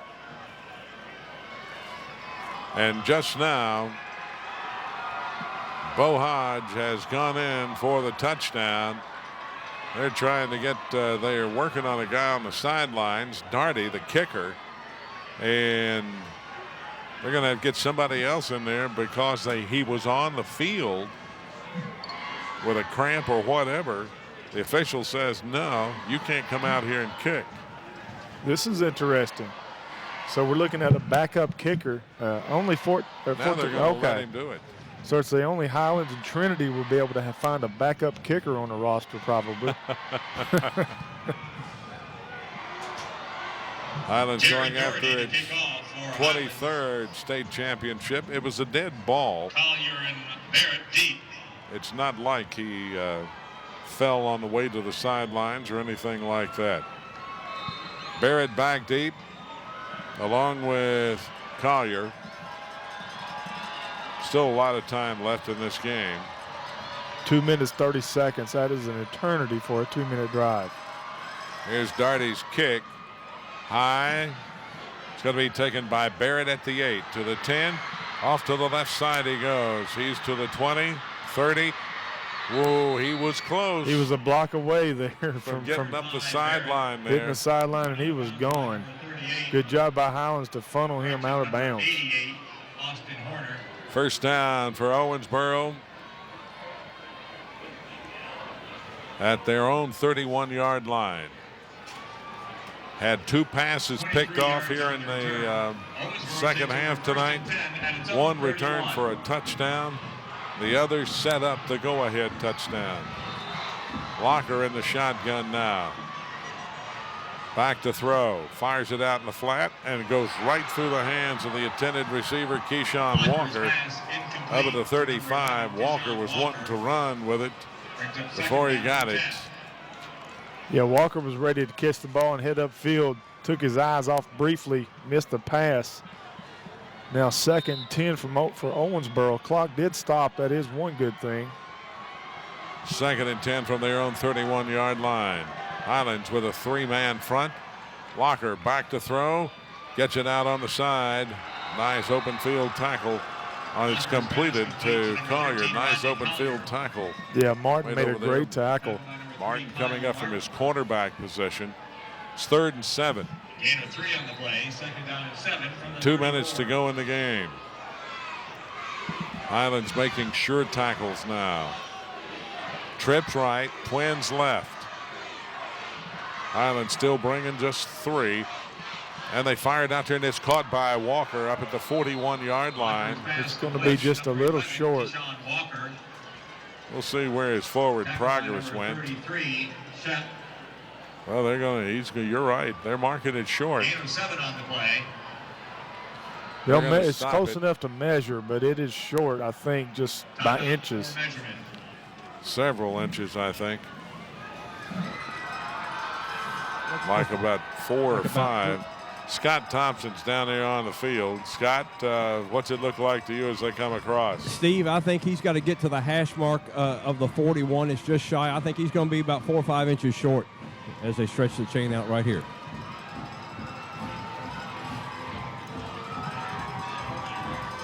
Actually, it's going to be about 2 or 3 inches. Oh, he's right on it. Down. It's right on it. Boy, when they first stretched it, Steve, it looked like it was going to be about 2 or 3 inches, but when they pulled it out, right just by the nose of the ball, first down. 1st and 10. Thank you, Scott Thompson on the sidelines. 1st and 10, Owensboro from its own 41. 1:45 left in the Class 4A state championship. Clock running. Locker pump fakes. Here's a takeoff. Got a man open over there, but it's overthrown. Intended for Michael Johnson. He got open on the left sidelines, but Johnson was open on the corner route. Locker overthrew him. Highlands defenders played it well, made him get behind him. And the only way he could have caught that was on a balancing act on the sideline. So good defense by Highlands. That would have been a tough throw and catch if it was to be completed. 2nd and 10. And here they come with a blitz. He gets the pass off. It is caught for a first down at the 48-yard line in Highlands territory. Keyshawn Walker. Perfect execution of a pitch and catch on an out route by Walker. Highlands blitzed.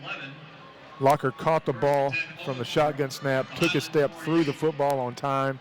Walker caught it, goes out of bounds, first down Owensboro. 5'4", 112 pounds. Keyshawn Walker. Here they come again with a blitz. Locker gets it out in the flat, caught by Barrett, trying to make some things happen and picks up a yard or two. Barrett, 1:22 to go in the game. Could have helped the team by going out of bounds there, but good effort trying to get this to second yardage from that. Locker's heating up on this drive with 1:12 to go. Locker under center this time. 2nd and 6 at the 42. Back to throw. Fires it out in the flat. Almost picked off. Owensboro wants a pass interference. They did. But I think that was a good time play by Martin. I think he broke on the football, broke it up on time, but it was close to being interference, but I think it was the right call for a no call on that play. 64 seconds to go in the game. Owensboro looking at a 3rd down and 4 from the Fort Thomas Highlands 42-yard line. Locker in the shotgun. Who will he go to this time? Looking left, pump fakes. Sends it up the sideline this time. It is caught. No, he dropped it.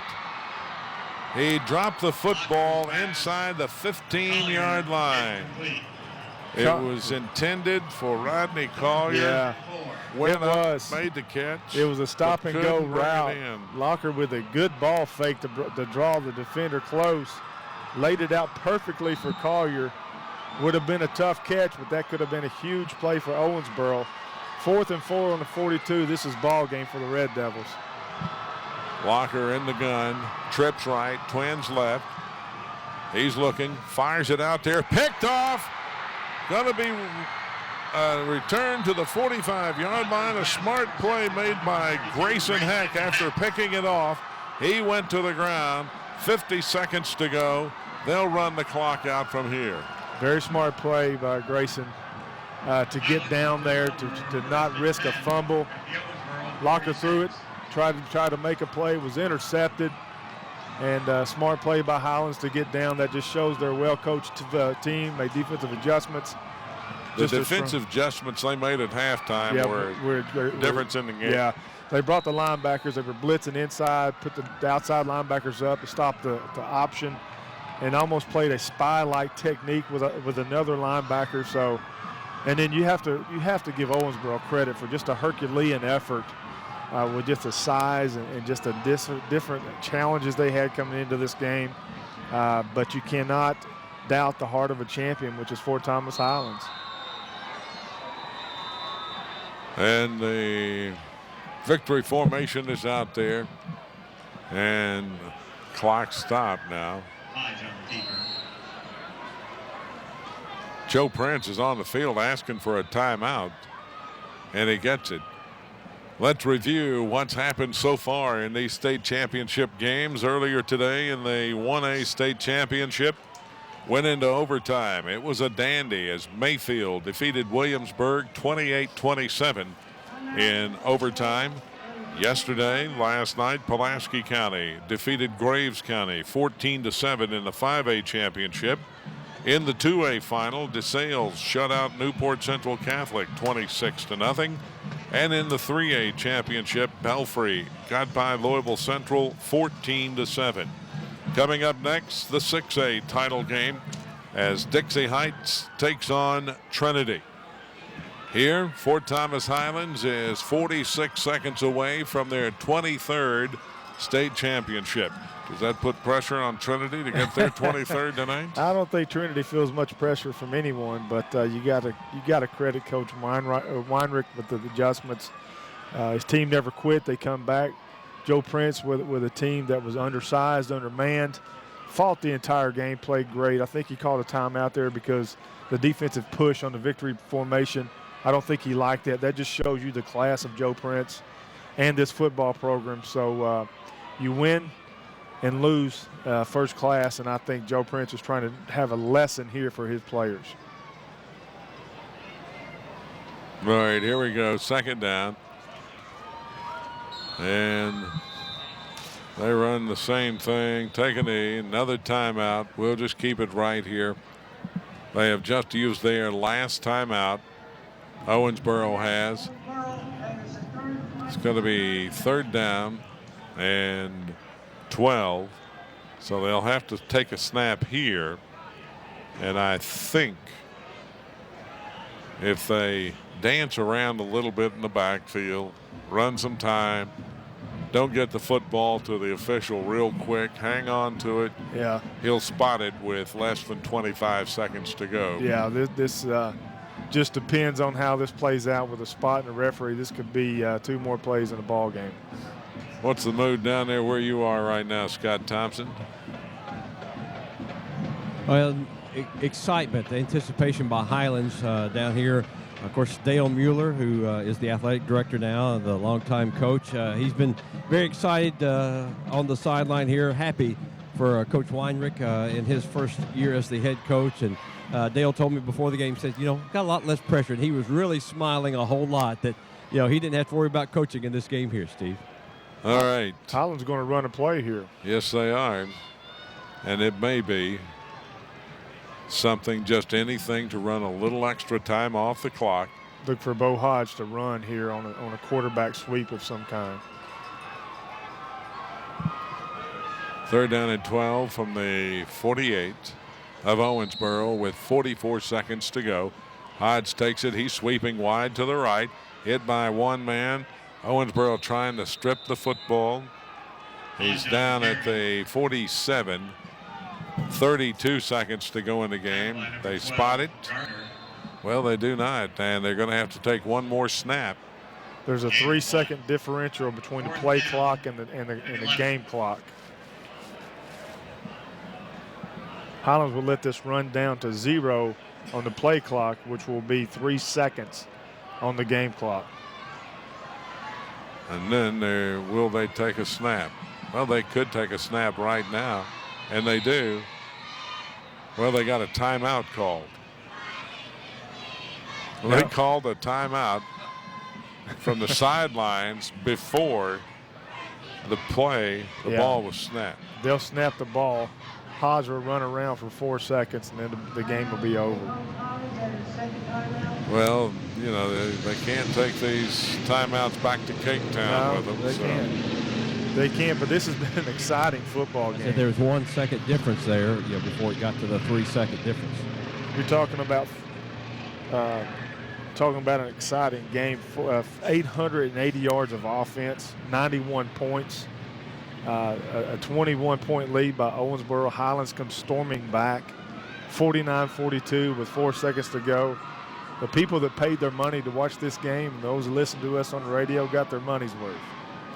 Well, I hope they did. We hope they did. Absolutely. I've had a few people text me said I need to lose my Harlan County accent, but I just can't do it. I'm sorry out there. That's just the way it is. I think it's just fine. Yeah, well, thank you, partner. It's been fun working with you. I have thoroughly enjoyed working with you. Maybe we'll be fortunate enough to hook up again next year. Well, they've got Darty in for a punt. I presume it's Darty. I can't see the That's number. actually smart. You snap it that far back, he can dance around for 4 seconds. Yep. Or he may punt this away. I don't think Or he just wants run to. backwards. Yeah, here they go. They're just running backwards. There's the clock. It's over.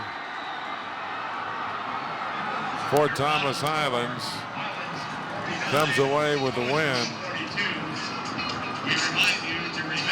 And they have won their 23rd state championship in grand fashion.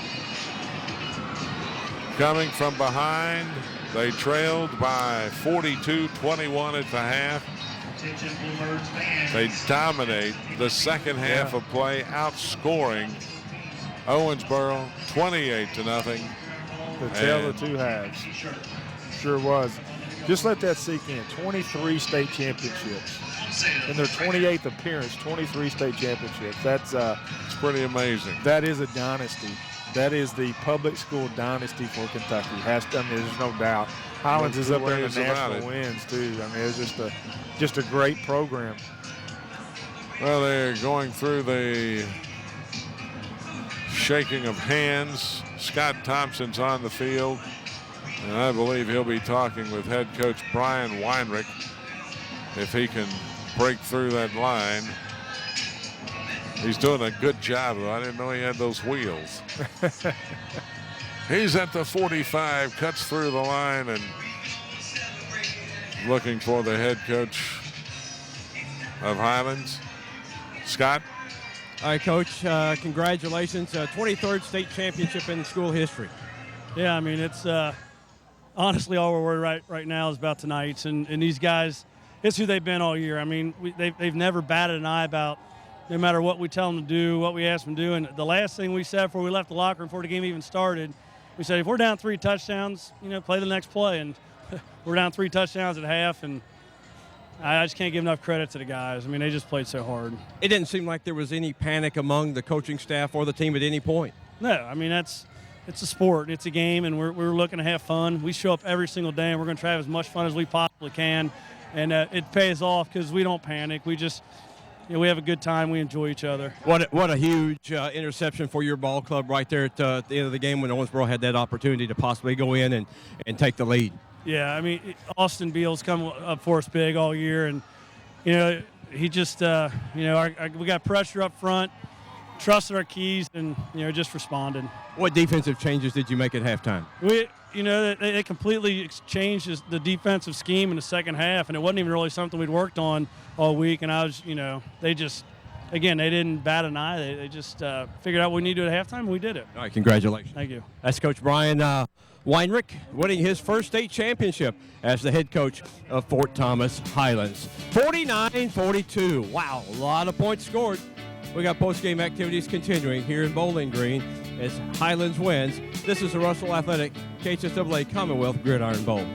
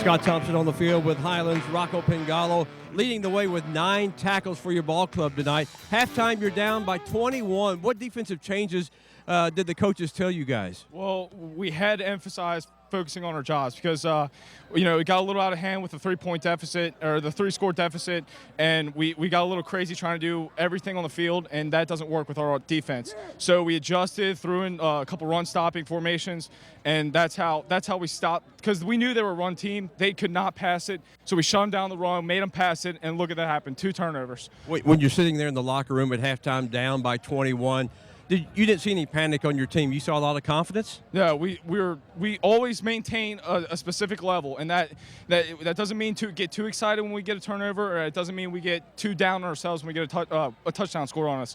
We always maintain a same level of hard work and dedication. And that's why we win games like this. That's why we come back, is because we don't get too down. We play every single play like it's our last play. We do our jobs, and we win games. All right, is it time to get excited now for Rocco?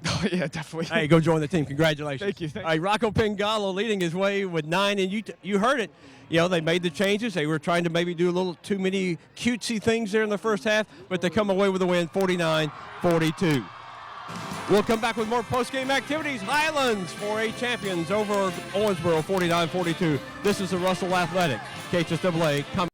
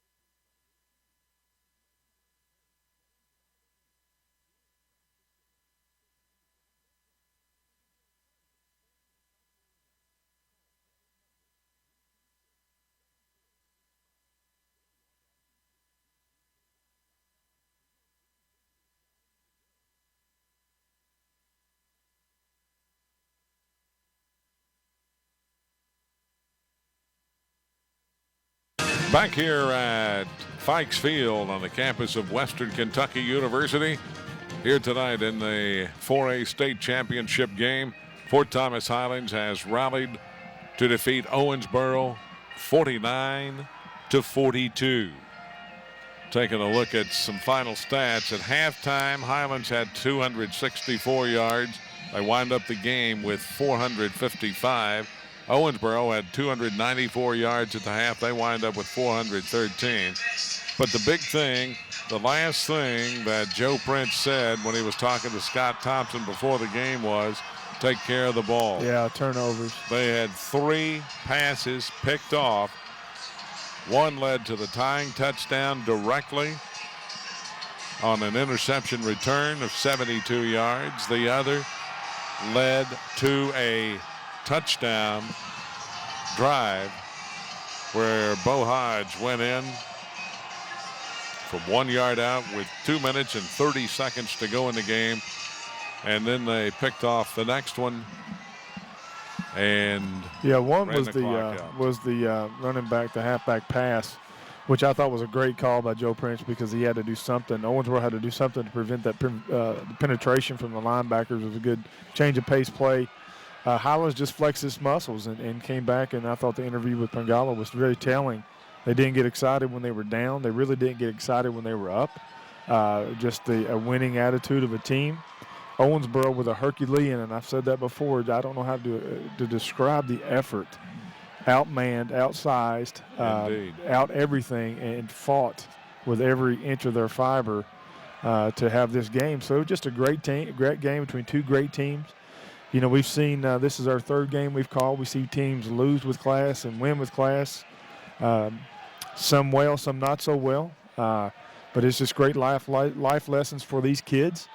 And it was a fun game to call, and I appreciate being on your side these 3 games. And you know, Highlands with 23 state championships, that still is amazing to me, just the dominance and the dynasty that Northern Kentucky team has. And it's just tremendous. And in the production of quarterbacks that want to play Division I football, just a great job there by Coach Mueller, now Coach Weinrich, taking the helms and moving on with it. Now Joe Prince has to go back to Owensboro with their head up high. They gave their best effort, then some, but just came up short in the end. For the night, Owensboro ran the ball 53 times for 254 yards. Highlands 52 times, 250 yards. Individual rushing, Griffin Earledge, 26 carries for 157 yards.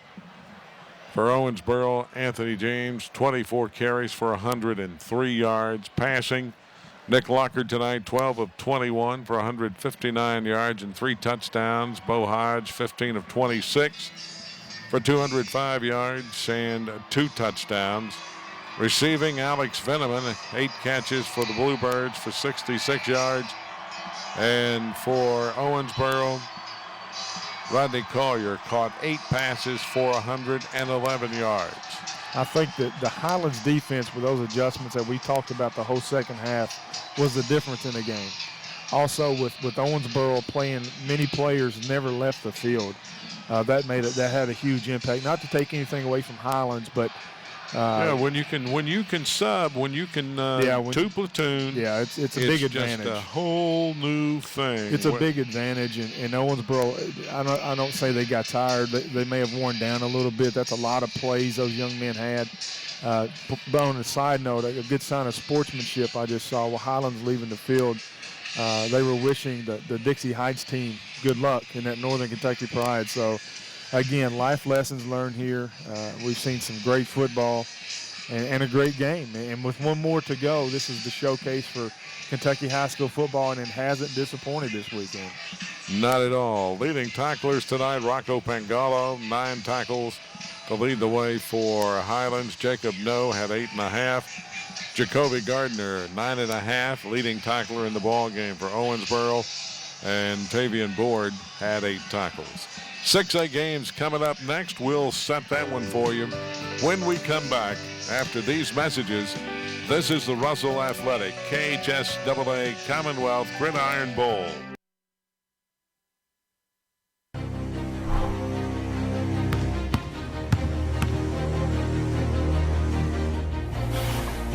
Define the fabric of a team. It's not selfish. It's not boastful. It's about many, sewn together to reach one common goal. But in order to win, you must learn to work together. I know you young people said to yourselves, I am going to live a purposeful life. And I say to you, during your 4 years of college is a time to enlarge your souls. And the way to enlarge your lives is to so broadcast your life into the lives of others that it will return to you 100-fold.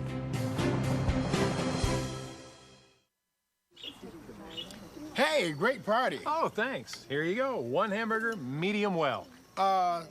This is well done. No. That's medium well. What? Are you calling me a liar? This thing is practically burned. That's it. You're not going to come to my house and tell me how to cook a hamburger. I don't really think You wouldn't do it there. That'd be crazy. So don't do it here. Sportsmanship. It's up to you.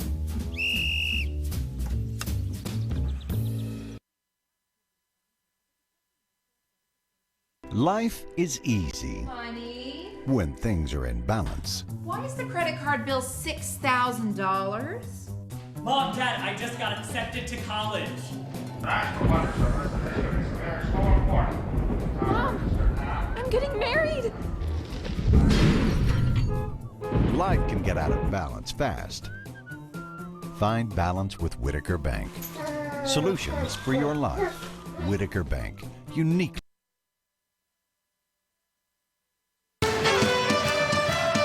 Well, we've been running behind here today. The first game went overtime in the 1A championship as Mayfield defeated Williamsburg and won overtime 28-27. Here in the second game, we had 13 touchdowns. Highland scored the last one. They scored the first one, and they pick up the 4A championship 49-42 over Owensboro. Coming up next will be the 6A championship with Gary Ball and Bill Ransdell. And our pregame shows will begin at 6:40 Central, 7:40 Eastern. Again, our pregame shows for the 6A championship will begin at 6:40 Central and 7:40 Eastern time. Gary Ball and Bill Ransdell with all the action of those coming up. Well, we're through.